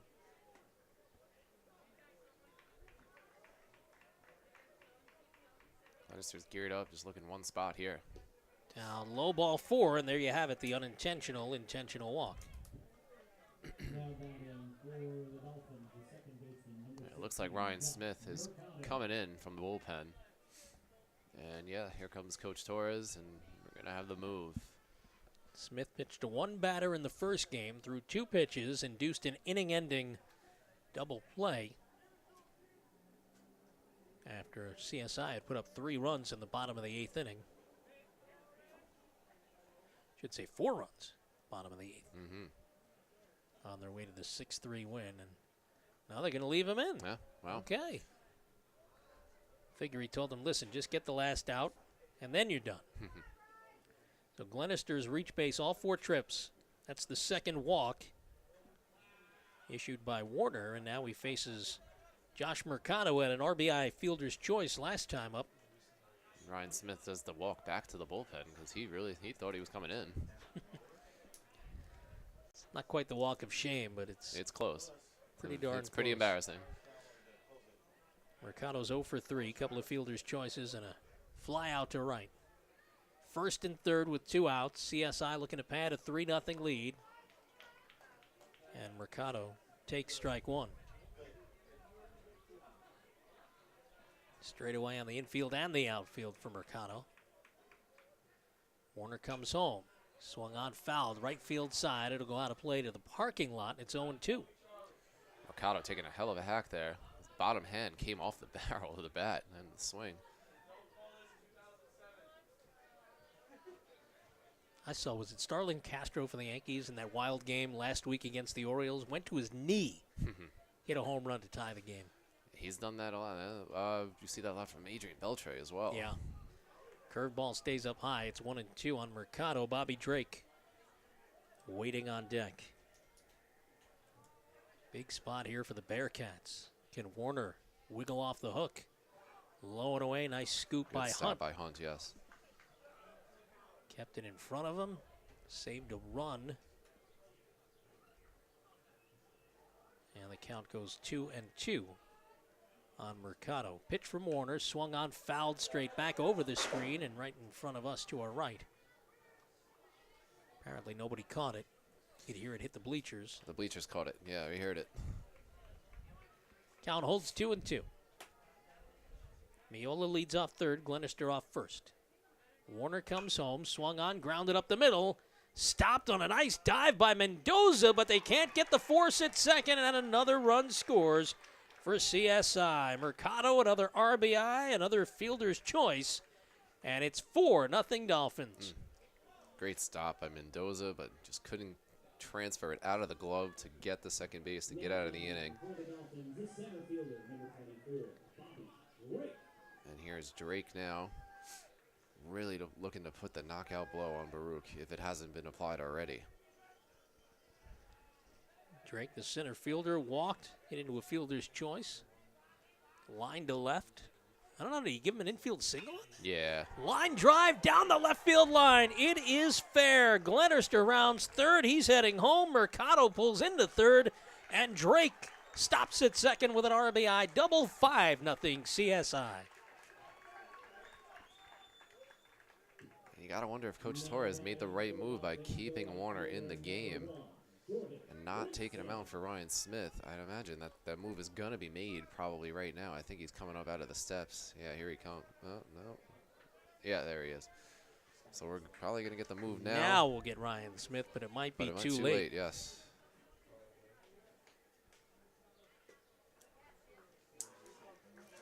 Five runs on 10 hits. So indeed, they credit Mercado with an RBI single. And now Ryan Warner leaves the game after 6 2/3 on the losing side. Still responsible for the 2 runners on, second and third. Got a little interesting down here at Ryan Warner as he was walking off the mound. I believe he gestured toward the CSI dugout, and they weren't happy about it.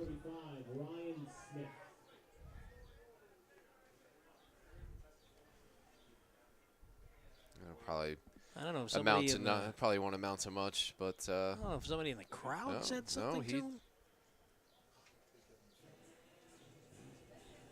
No, he's definitely doing it.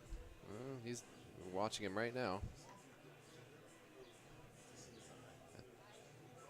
He might have been ejected. Well, he's saying words that if he wasn't ejected already, he certainly has been now. I don't know if there was a call he didn't like.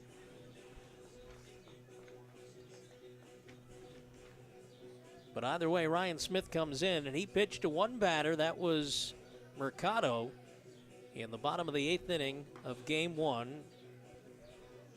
On the second pitch of the at-bat, he got Mercado on a 4-6-3 inning-ending double play. Here, runners on second and third, he inherits, with Jordan Wilson coming up. Dolphins scored 3 times in the 6th inning. Nick Miola led off with a single, stole second, scored on a single by Glenister. Glenn would score moments later. I beg your pardon, Miola moved up to third on the single by Glenister. Mercado's fielder's choice plated Miola. Then it was a 2-run single by Navurtne that scored Glenister and Mercado with 2 outs in the inning. So that was the 3 runs in the 6th. Here in the 7th, DeMarco popped out to first. Miola singled, stole second and again on another botched hit and run. Muzio grounded to first as Miola moved to third. Glenister walked. Mercado an RBI single. That scored Miola. And just moments ago, the RBI double for Drake. Let's watch Wilson here. It's a nice spot to maybe catch Butar, who's playing deep.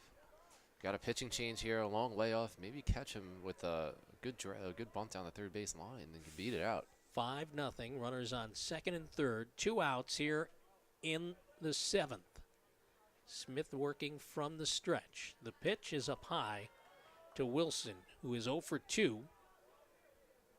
Fly out to center in the 2nd. Fly to left in the 5th. Hit by a pitch in the 6th inning. Jordan was 0 for 3 in Game 1. 1-0 from Smith, down the middle for a strike. It looks like he'll be swinging, but it's there if he wants it. Infield and the outfield playing straight away.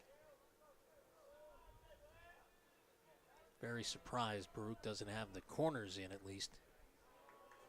If not all the way, you want to cut off a run. Oh, we had But I 2 guess outs. with 2 outs, you Yeah. don't do it. Reminds me of a long ago John Sterling rant when the Yankees were, I think, in Toronto.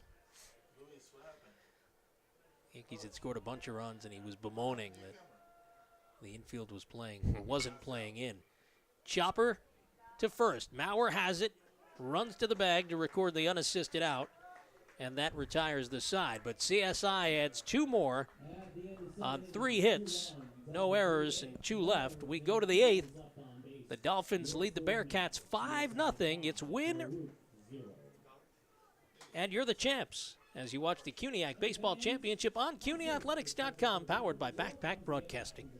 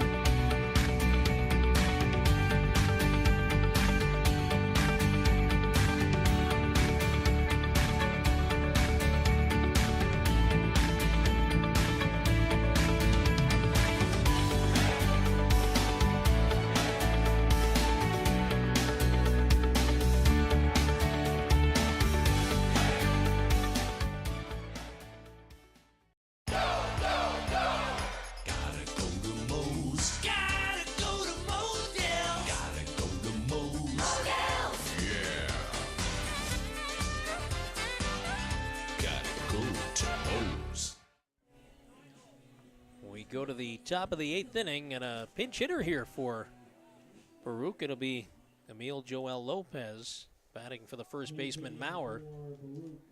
Number 36, Emil Lopez. Bearcats trying to climb back from 5-0 down, or maybe it's more appropriate that I say claw back, them being Bearcats and all. Mark Ernay, Jimmy Mardikos here at the CSI Baseball Complex. Chris Karnback working on a 6-hit shutout for CSI. Dolphins with a 5-0 lead, 3 runs in the 6th, 2 in the 7th. Lopez was the designated hitter in game 1. He was 0 for 4, struck out twice. It's never over in the CUNYAC tournament. We've seen some crazy things happen. Swung on, deep fly ball left field. Glenister back, and he hauls it in as he runs to the warning track. Nice play, Glenister, for the first out here in the 8th. Now batting the Very good play by Glenister, going back to his left into the gap there. That was hit pretty well by Mendoza. Brings up Matthew D'Onofrio. Singled in 3 trips this game. 1 for 4 with a single and a walk in the opener. Swung on, punches it inside out to left field, and it's in for a hit. Second single of the day in this game for D'Onofrio. He's 2 for 4. now batting the second baseman, number 20, Michael Karnback just over 80 pitches now through 7 1/3, which is how long each of the starters in game 1 went. Yep. Ryan Kennedy and Cameron Kitt. Cameron Kitt. As McGroarty takes up and away for a ball. He's 1 for 3 with a single. That one is Kitchen, and he got all twisted up. Falls Corkscrewed to the himself ground. Into the ground. Count goes 1-1. The action continues in the bullpen for CSI, but you got to believe 5-run lead now. Coach Mike Morales probably would love to give Chris Karnback a chance at finishing this. Grounded is short. Naverne up with it for 1 on to first, and not in time. I think It's they're a- going to call them both out. He did Oh, not it's slide. He went into- yep. interference, and the side's retired. That's a double play. And just like that, Baruch's threat goes down the drain. No runs, 1 hit. No errors, none left. We go to the bottom of the 8th inning. CSI 5, Baruch nothing.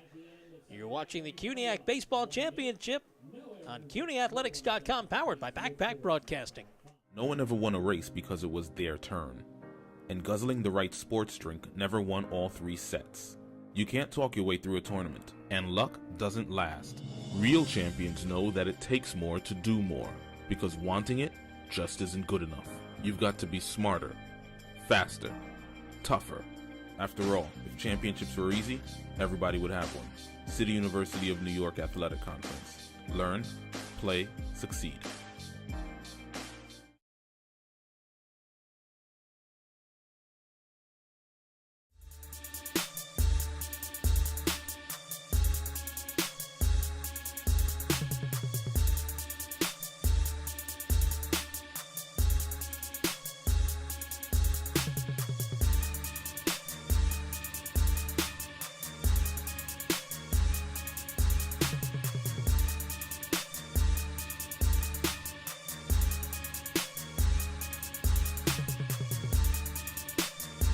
Evans for 3. Oh, how about that?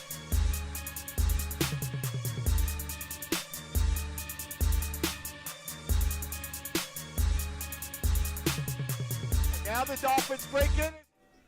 We head to the bottom of the 8th here at the CSI Baseball Complex. Dolphins lead the Baruch Bearcats 5-0 as they close in on their 3rd consecutive CUNYAC Baseball Tournament Championship.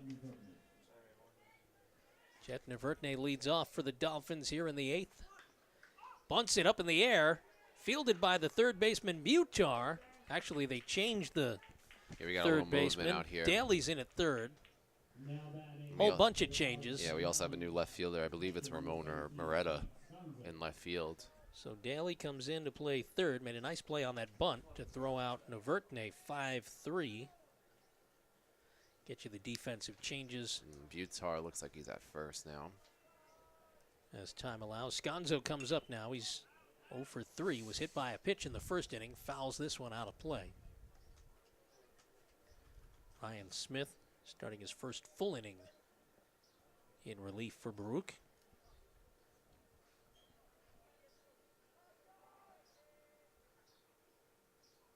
The 0-1 swing and a miss. We haven't seen many of those at all here in game 2.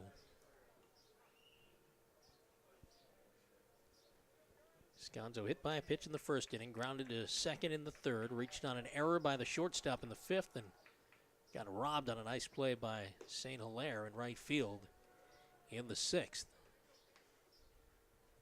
It'll be a 1-2 from Smith. Dolphins are 3 outs away from their 3rd straight CUNYAC Baseball Tournament Championship. Swung on over the head of the shortstop and into left field. A 1-out single for Sconzo. And probably the last hit that Sconzo will have in his very productive CSI career. Yesterday he broke the record for most walks in a season. A record that was here until I believe 2005. And just a frequent on-base percentage. Like we said earlier, he's done everything for this Dolphins program since he came on as a sophomore.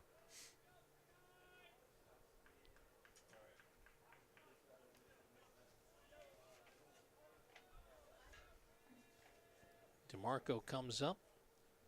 1 for 4 in this game. Takes a strike right down the middle. Anthony grounded into a double play, singled. Popped foul to first, popped fair to first. Sconzo leads off first. Off speed is grounded to third. Daly can't handle it. And he has no play. E5 as Daly, who started each of the first 2 games in left field, comes in now to play third. Nicely fielded the bunt, leading things off by Navurtne, but here can't handle pretty routine grounder, Jimmy. Yeah, now the field has played a factor in some of the errors today, but that was just a clear misplay. That brings up Nick Miola, who's singled, stolen second, and scored each of his last 2 times up. 3 for 4 in this one. 1 for 4 with a big 2-run knock in game 1.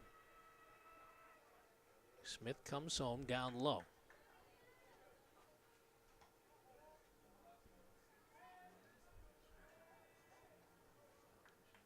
Dolphins with a 5-0 lead. Lost the tournament opener Back on Thursday to John Jay, 6'4".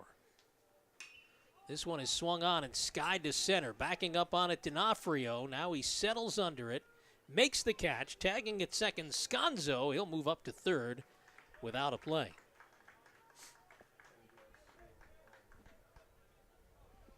And with 2 out, now runners at first and third for Frank Muzio, the first baseman. Dolphins trying to get one more run of insurance for their top half of their 9th inning. Nobody in the last bullpen. 3. You figure Carnback is in this one to go for the shutout. Yeah, Coach Morrow is going to probably give him every opportunity to finish this game. Called strike outside edge on Muzio. Frank 0 for 4 in this one. 1 for 4 with an RBI double in game 1. 5-0 CSI, bottom of the 8th. Swung on, out to left field. On his horse is Moretta, and he makes the play to retire the side. Nice play by the substitute left fielder. Side retired, no runs, 1 hit, 1 error, and 2 men left. We go to the 9th. Baruch needs a miracle. Down 5-0 to CSI. You're watching the CUNYAC Baseball Championship on CUNYathletics.com, powered by Backpack Broadcasting.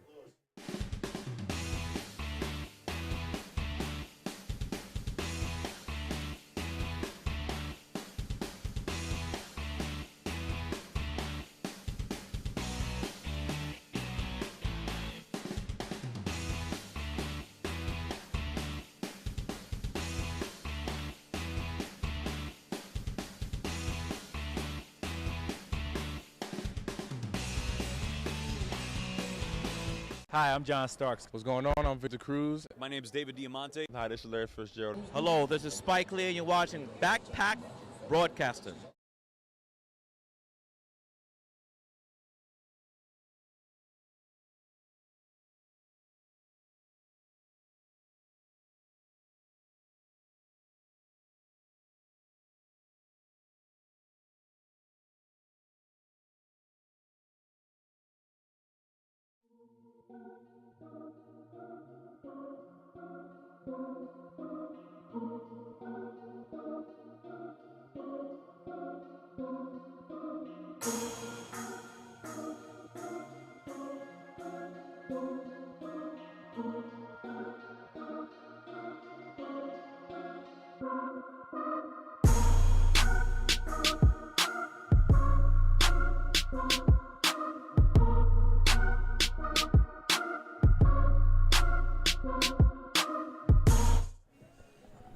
We head to the top of the 9th inning in the deciding game of the tournament. Baruch needs 5 to tie. Jasdeep Butar leading off. He moved over to first base in the bottom of the 8th. Swings at the first pitch from Chris Carnback and fouls it over the third base dugout. Out of play. Baruch down 5-0. CSI 3 outs away from their 6th championship in 8 years, their 3rd in a row. Not too sure why Butar's swinging there. Like you said, down 5 runs. Here, swinging at the first pitch. Off speed, swung on and missed. And it's 0-2. Edwin St. Hilaire, the right fielder, on deck. Gilberto Mendoza Jr., the shortstop, is in the hole. Speaking of hole, 0-2. Just missed outside as Butar badly fooled by the breaking ball. Lucky for him. Swung on over the head of the third baseman. Nice try. Anthony DeMarco. It goes into left field for a leadoff hit. What a 180. That was looking like a pretty bad at bat. Going into that last pitch for the hit by Butar. And they're on the board. It's the 8th hit for the Bearcats, as Carnback is now at 85 pitches, trying to notch the shutout. Like I've said, we've seen some crazy things happen in this CUNYAC championship.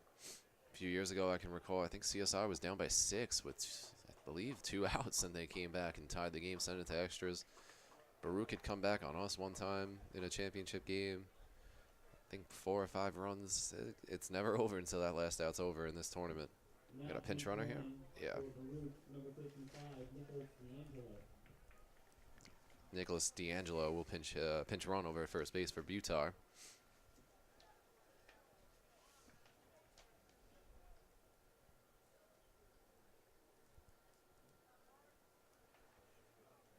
As up steps Edwin St. Hilaire, 0 for 3 in this game. 2 for 4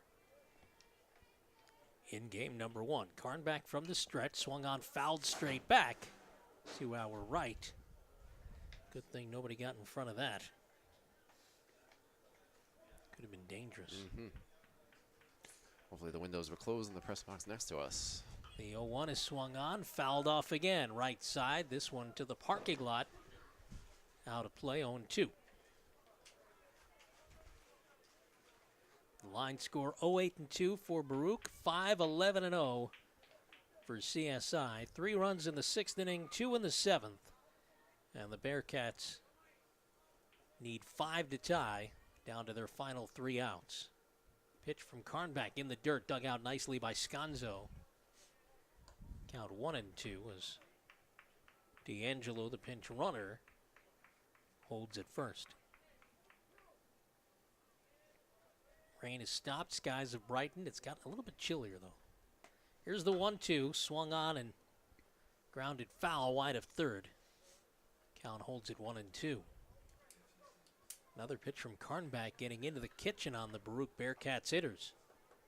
He's done a great job pitching very efficiently today. I think only 1 or 2 strikeouts on the day for Carnback, but it's allowed him to get here into the 9th inning with a chance for the complete game. Swing and a miss, strike 3. Now he's got 2 strikeouts. And Baruch down to their final 2 outs. There's only been 1 strikeout, in fact, the entire day. Wow. Or at least in this game. In this game, right. Now 2. And it brings up Gilberto Mendoza Jr., the shortstop, 2 for 3, couple of singles. Takes a strike. Very well pitched games, both sides. First game, second game. Dan Daly waiting on deck. Carnback to the belt. Here's the 0-1, swung on and missed. Mendoza behind 0-2. Mendoza tried to hit the old 6-run home run there on that swing.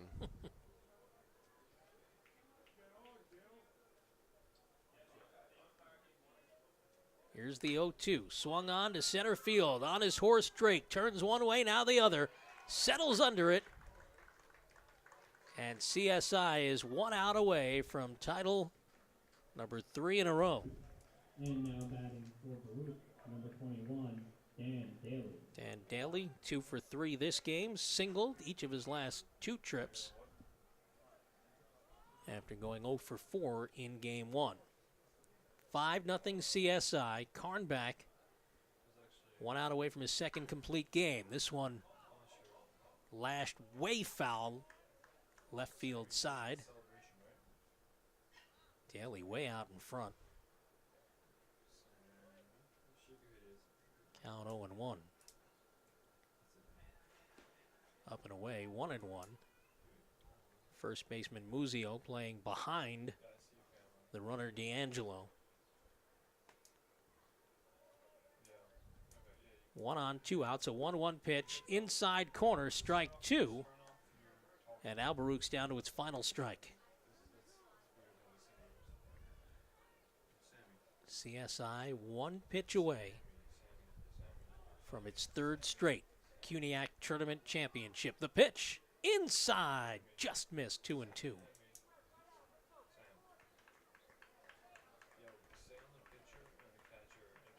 D'Angelo leads from first. Carnback comes set. Now the 2-2. There it is. Foul tip. No, he stays alive. I guess not. Swung on and missed. Catch was dropped. The put out completed. And CSI wins 5-0. The Dolphins, after losing their first game in this tournament, swim their way to CUNYAC Tournament Championship title number 3 in a row, their 6th in 8 years, as the Baruch Bearcats are the runners-up for the 5th year in a row. 5-0 the final as CSI defeats Baruch. The Dolphins are champions again. Fantastic job by the Dolphins. It was almost like a wake-up call on Thursday when they dropped that first game. And like we said before, the pitching really showed up. The pitching depth really showed up, I should say. And yet another title from Coach Mike Morrow and the Dolphin program. While the Dolphins celebrate out by the pitcher's mound, we will step aside. And when we return, we'll talk to Coach Morrow and the tournament's most valuable player. This is the CUNYAC Baseball Championship on CUNYathletics.com, powered by Backpack Broadcasting.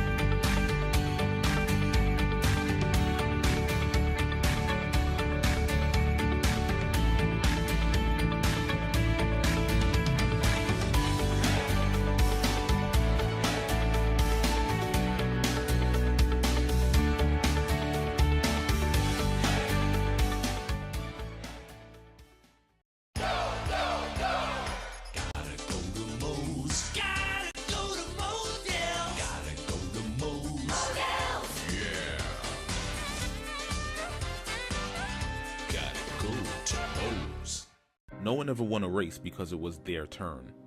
And guzzling the right sports drink never won all 3 sets. You can't talk your way through a tournament, and luck doesn't last.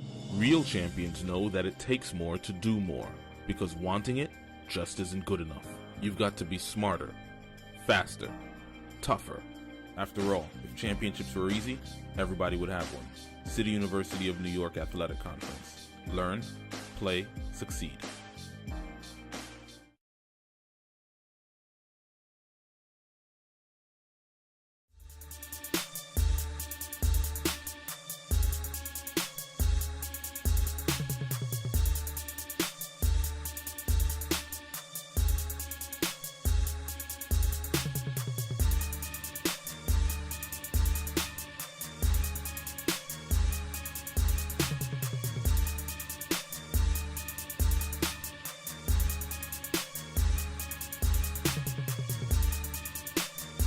Evans for 3.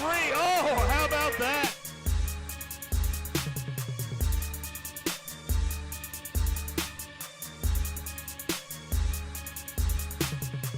And now the Dolphins break in as it's Wizakowski who drills it in. Trip, nice move, and finished.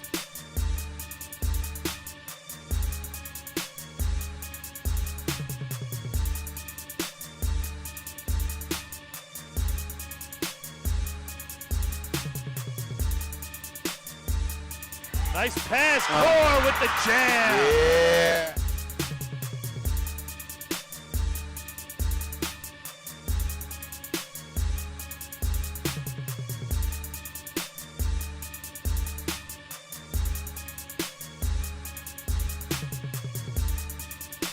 Guys the ball up to the near post, and there to hit the ball into the goal is Mustafa Harani. And a slam by Sidney Wilson.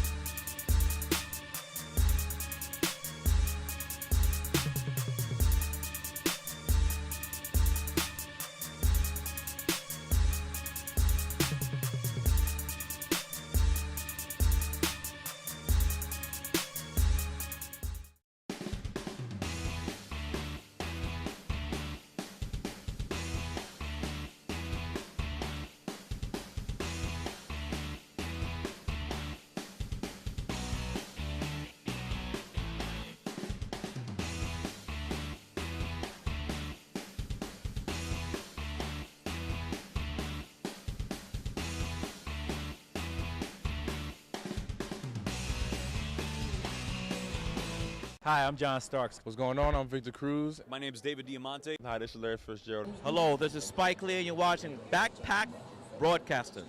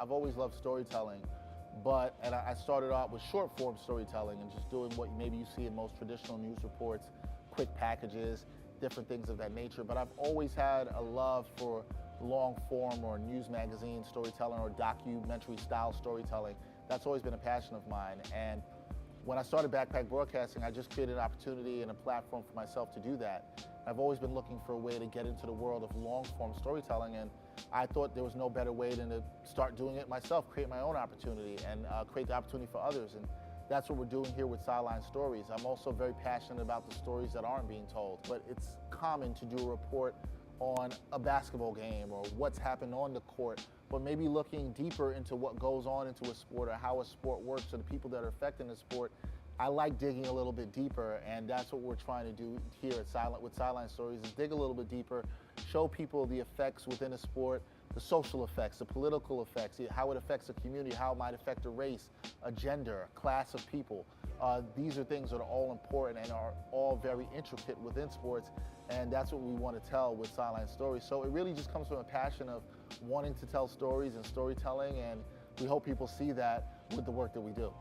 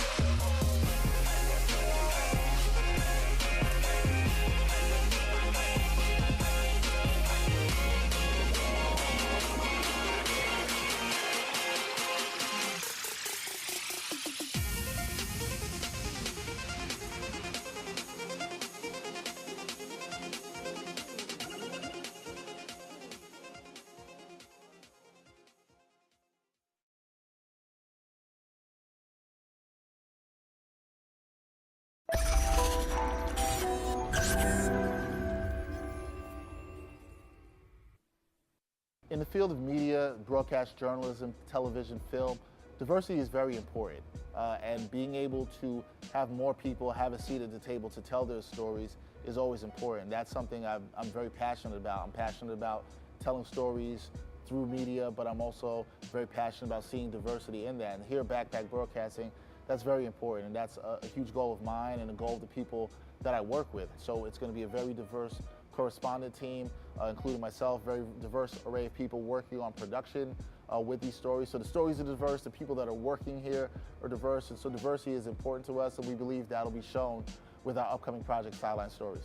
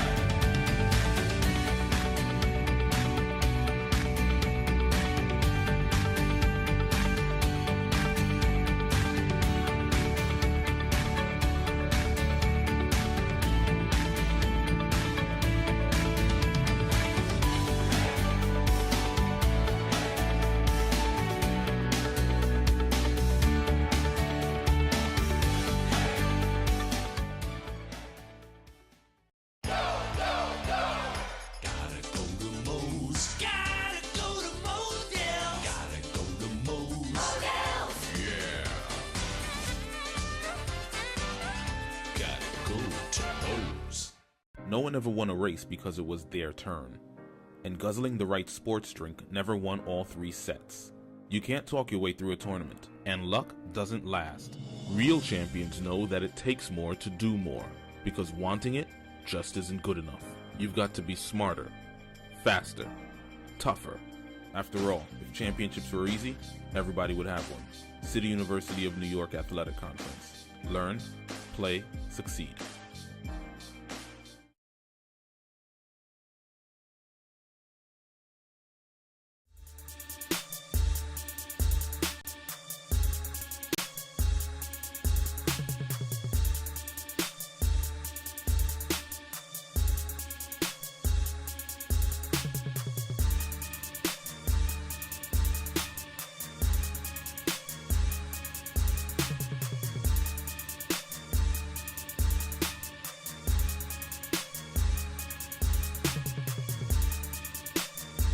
Evans for 3. Oh, how about that?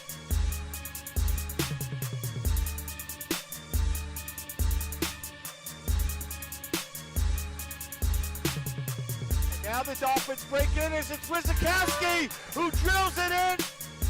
Trip, nice pull, and finished.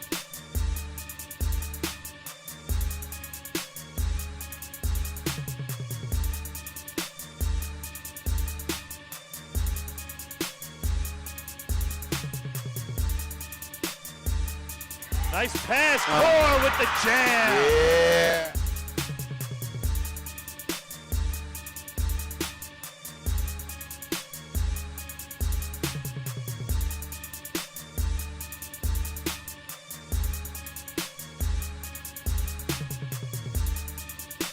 Guides the ball up to the near post, and there to hit the ball into the goal is Mustafa Harani. And a slam by Sidney Wilson.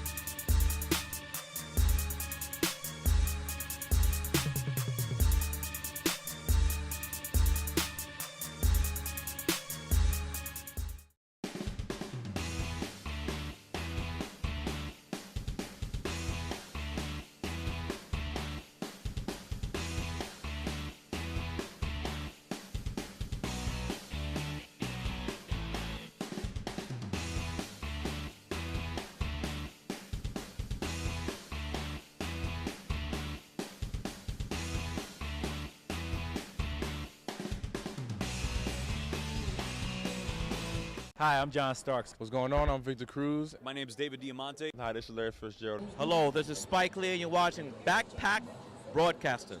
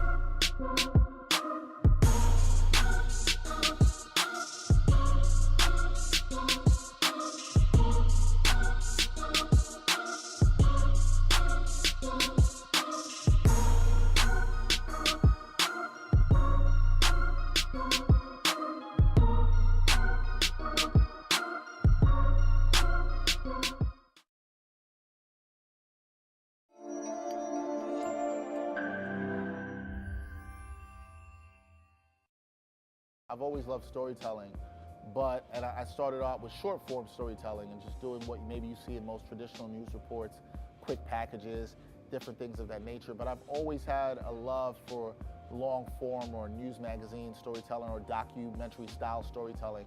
That's always been a passion of mine. And when I started Backpack Broadcasting, I just created an opportunity and a platform for myself to do that. I've always been looking for a way to get into the world of long-form storytelling, and I thought there was no better way than to start doing it myself, create my own opportunity, and create the opportunity for others. And that's what we're doing here with Sideline Stories. I'm also very passionate about the stories that aren't being told, but it's common to do a report on a basketball game or what's happened on the court, but maybe looking deeper into what goes on into a sport or how a sport works or the people that are affecting the sport. I like digging a little bit deeper, and that's what we're trying to do here at Sideline Stories, is dig a little bit deeper, show people the effects within a sport, the social effects, the political effects, how it affects a community, how it might affect a race, a gender, a class of people. These are things that are all important and are all very intricate within sports, and that's what we want to tell with Sideline Stories. So it really just comes from a passion of wanting to tell stories and storytelling, and we hope people see that with the work that we do.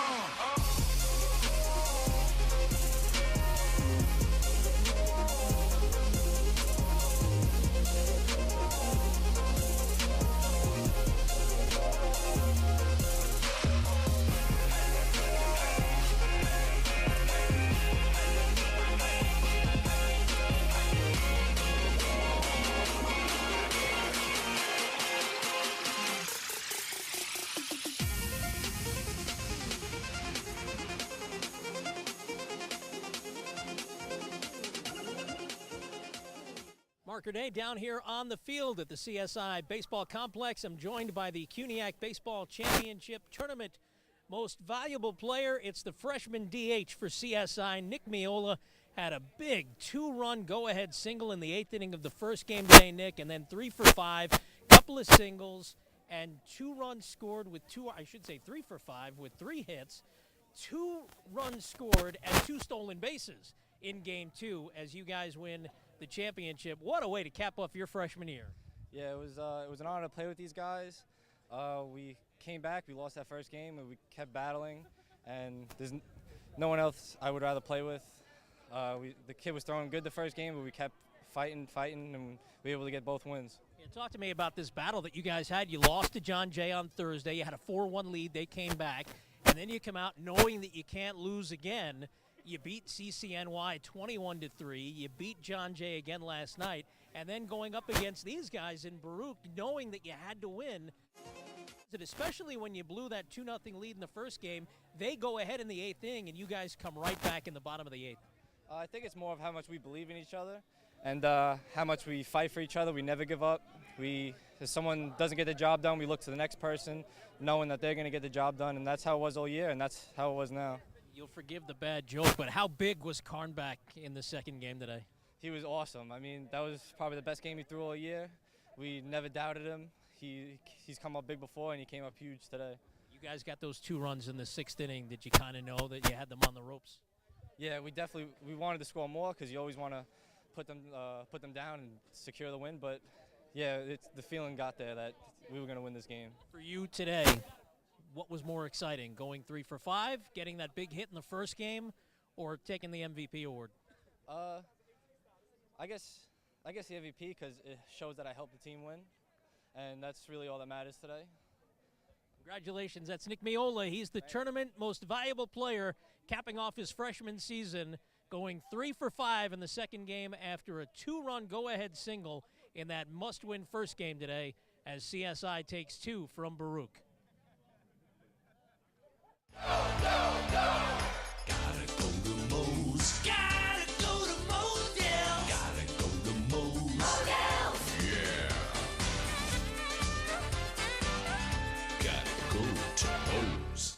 No one ever won a race because it was their turn, and guzzling the right sports drink never won all 3 sets.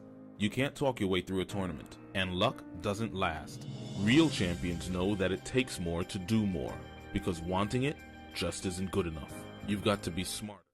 Mark Renee back here on the field with a winning coach of the CSI Dolphins. It's Mike Morrow, 3 in a row, 6 in the last 8 years, and it's getting to be old hat for you, or is today more exciting than all the rest? Everyone is exciting every time it happens, because you're dealing with different kids on the team, so every time you win it is great. It's a different experience each time. When you are on the ropes after that first game, losing to John Jay, and they came back on you up 4-1. They come back on you Thursday, and you can't afford another loss. First of all, talk to me about getting the off day Friday. You knew well in advance that Friday would be rained out. Yeah. How much did that help? It did help. You know what? We didn't even practice that day. I just wanted the kids to sit home and just think about the loss and just be prepared for the next couple of games that we needed to win. It definitely helped because it gave our pitching another day of rest.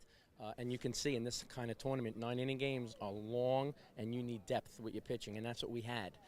So that day did definitely help us because we brought in a kid that really only had 3 days rest. And he pitched an inning or two for us, and all that helps.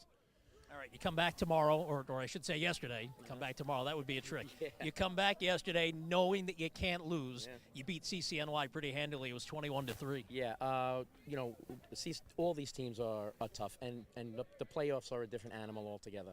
So you have to wipe out what we've done with them in the past and just take one game at a time. And basically what I told the kids was, let's spend the weekend together. Let's just go one game at a time. And they're really, besides the starting pitcher, everybody was ready to throw. I mean, I wasn't even looking a game or two ahead. If whoever was going to start those games, if I needed them, we're going to pitch. And it worked out. It really did. And you got your revenge on John Jay in the second game last night. And you want to know the truth? We were hoping that we played them because that was a tough loss for us. A misplayed ball in the outfield, and I felt terrible for the player. But you know what? He persevered, too. He made some great catches against John Jay and today. And it's just a great win all around. I don't want to take too much of your time. I know you want to go and celebrate, but talk to me about this first game today against Baruch. You take the 2-0 lead. You scratch out a couple of runs. First of all, let's talk about Ryan Kennedy and the way he toughed things out into the 8th inning. Yeah, I mean, Ryan Kennedy's a senior now. That's the best game he's pitched in 4 years. And you're facing a kid like Kit on the other team. He was dealing today. He was throwing hard. He had his curveball. I knew that if we scratched out a run or two, we had a chance. And our pitching staff did a tremendous job. And, winning that game, I could see that they were a little deflated, Baruch, because that's their number one. And when you lose with your number one, it's very tough to come back. All right, let's backtrack, though. You have a 2-0 lead. They put up those 3 runs in the 8th inning, and all of a sudden the tide turns, but your guys came right back, 4 runs in that bottom of the 8th. Yeah, the one good thing about this team is that we persevere, and so many times we've been down and we've come back. So being the home team, too, is a good advantage to have because you always have those last licks. But I'll tell you what, one thing about us is we're tough outs, 1 through 9. And they showed it. When we went down, I mean, they weren't even down in the dugout. They got louder when we started losing, and we came back. So it was a great win. That game was huge to beat Kit and then force a game too. Yeah, it obviously takes you to the second game. It's must win for both sides now, and you get a great start from Chris Carnbeck. Yeah, I mean, we recruited Chris 2 years ago from Madison High School, and this is exactly why we recruited him. He's just, on the mound, his presence, nothing rattles him. You could see he didn't let any of the other team chirping a little bit, and us too. He didn't let that get to him. But listen, I mean, he pitched the game of his life today. And I'll tell you what, we were very confident coming into the second game. We just knew that we got this far, the one more game, we weren't going to let it slip. And you were ready to let him ride pretty much the whole time. You didn't have anybody going in the bullpen at all. No, I mean, he was at 85 pitches going into the 9th. Normally my pitch count is anywhere between 100 and 105. So he had 25 pitches to play with, at least 20. And he was going. I was going to go. And with a 5-run lead, too, I could afford 1 or 2 runs. And he made it very easy for me. Before the rain starts falling on us any harder, talk to me, if you will, about the MVP of the tournament, Nick Miola, freshman designated hitter. Big hit in that first game and then 3 more in the second. Yeah, he's so quiet. He very rarely talks. He just takes baseball like a business. And I mean, he had a great game, a great series for us, and he was just so reliable. It's funny, whenever he would come up to bat, I always thought he was going to get a hit. It's just such a comfortable feeling. Makes it very easy to coach when you have guys like that on a team. It really does. You're going to go home tonight. You're going to celebrate a little bit. When you start looking ahead to next year, you're going to pencil in another final meeting with Baruch. It'll be 8 and 9 years. Is that how many it is? 8 and 9 years. 7 wow. and 8. Oh my goodness. You know what? I'll enjoy today. Tomorrow I'll probably think about next year and who I'm bringing in and all that kind of stuff. But we're just going to enjoy it right now. Mike Morrow and his CSI Dolphins celebrating their 3rd title in a row here in the CUNYAC Baseball Tournament Championship.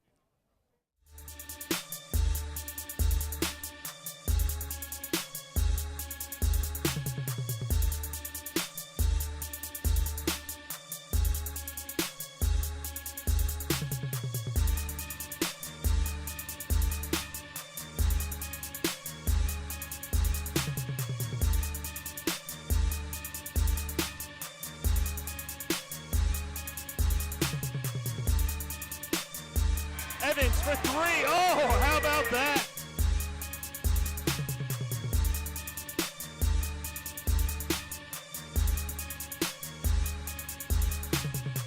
And now the Dolphins break in as it's Wizakowski who drills it in. Tripp, nice pull, and finished.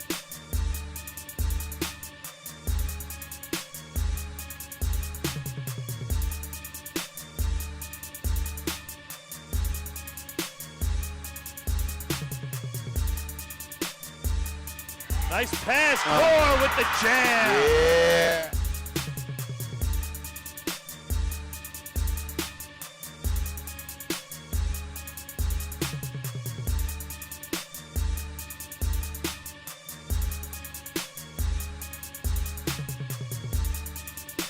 Guides the ball up to the near post, and there to hit the ball into the goal is Mustafa Harani.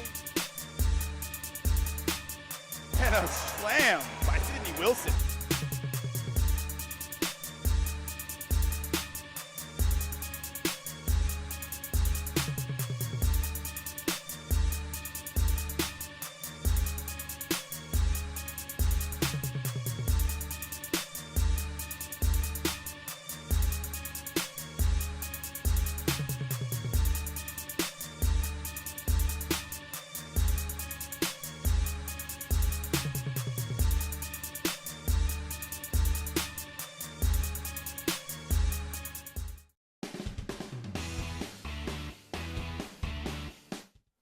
Back here at the CSI Baseball Complex, back up in the press box, marker name Jimmy Mardiko says CSI has won the CUNYAC Baseball Tournament Championship Tournament for the third year in a row, the sixth time in 8 years. And Mr. Mardikos, you must be a happy alum today. Of course, and like Coach Morrow said, they never get old. Every year is fun. Also, like he said, the pitching depth showed. Even though they lost the first game, they were able to come back with another pitcher after pitcher, and great pitching performances all around. And another championship in the books for CSI. What, if anything, will be your lasting impression of this tournament, let alone today, from your own personal standpoint as an alum and a guy who has done this before? Well, again, I was used to a little closer game, a little more dramatic near the end. But like Morrow said too, the lineup was impressive. The lineup was the tough out 1 through 9. They were all year. And they really showed it today. They were tough on Cameron Kitt, who looked like he was overmatching them for a while, and finally they broke through on him in the first game, and they kind of rode the curtails all the way to the end. And I wasn't kidding. I think we'd all be surprised if we don't have the 8th meeting in 9 years next season between CSI and Baruch. It's a long rivalry that just keeps going and going.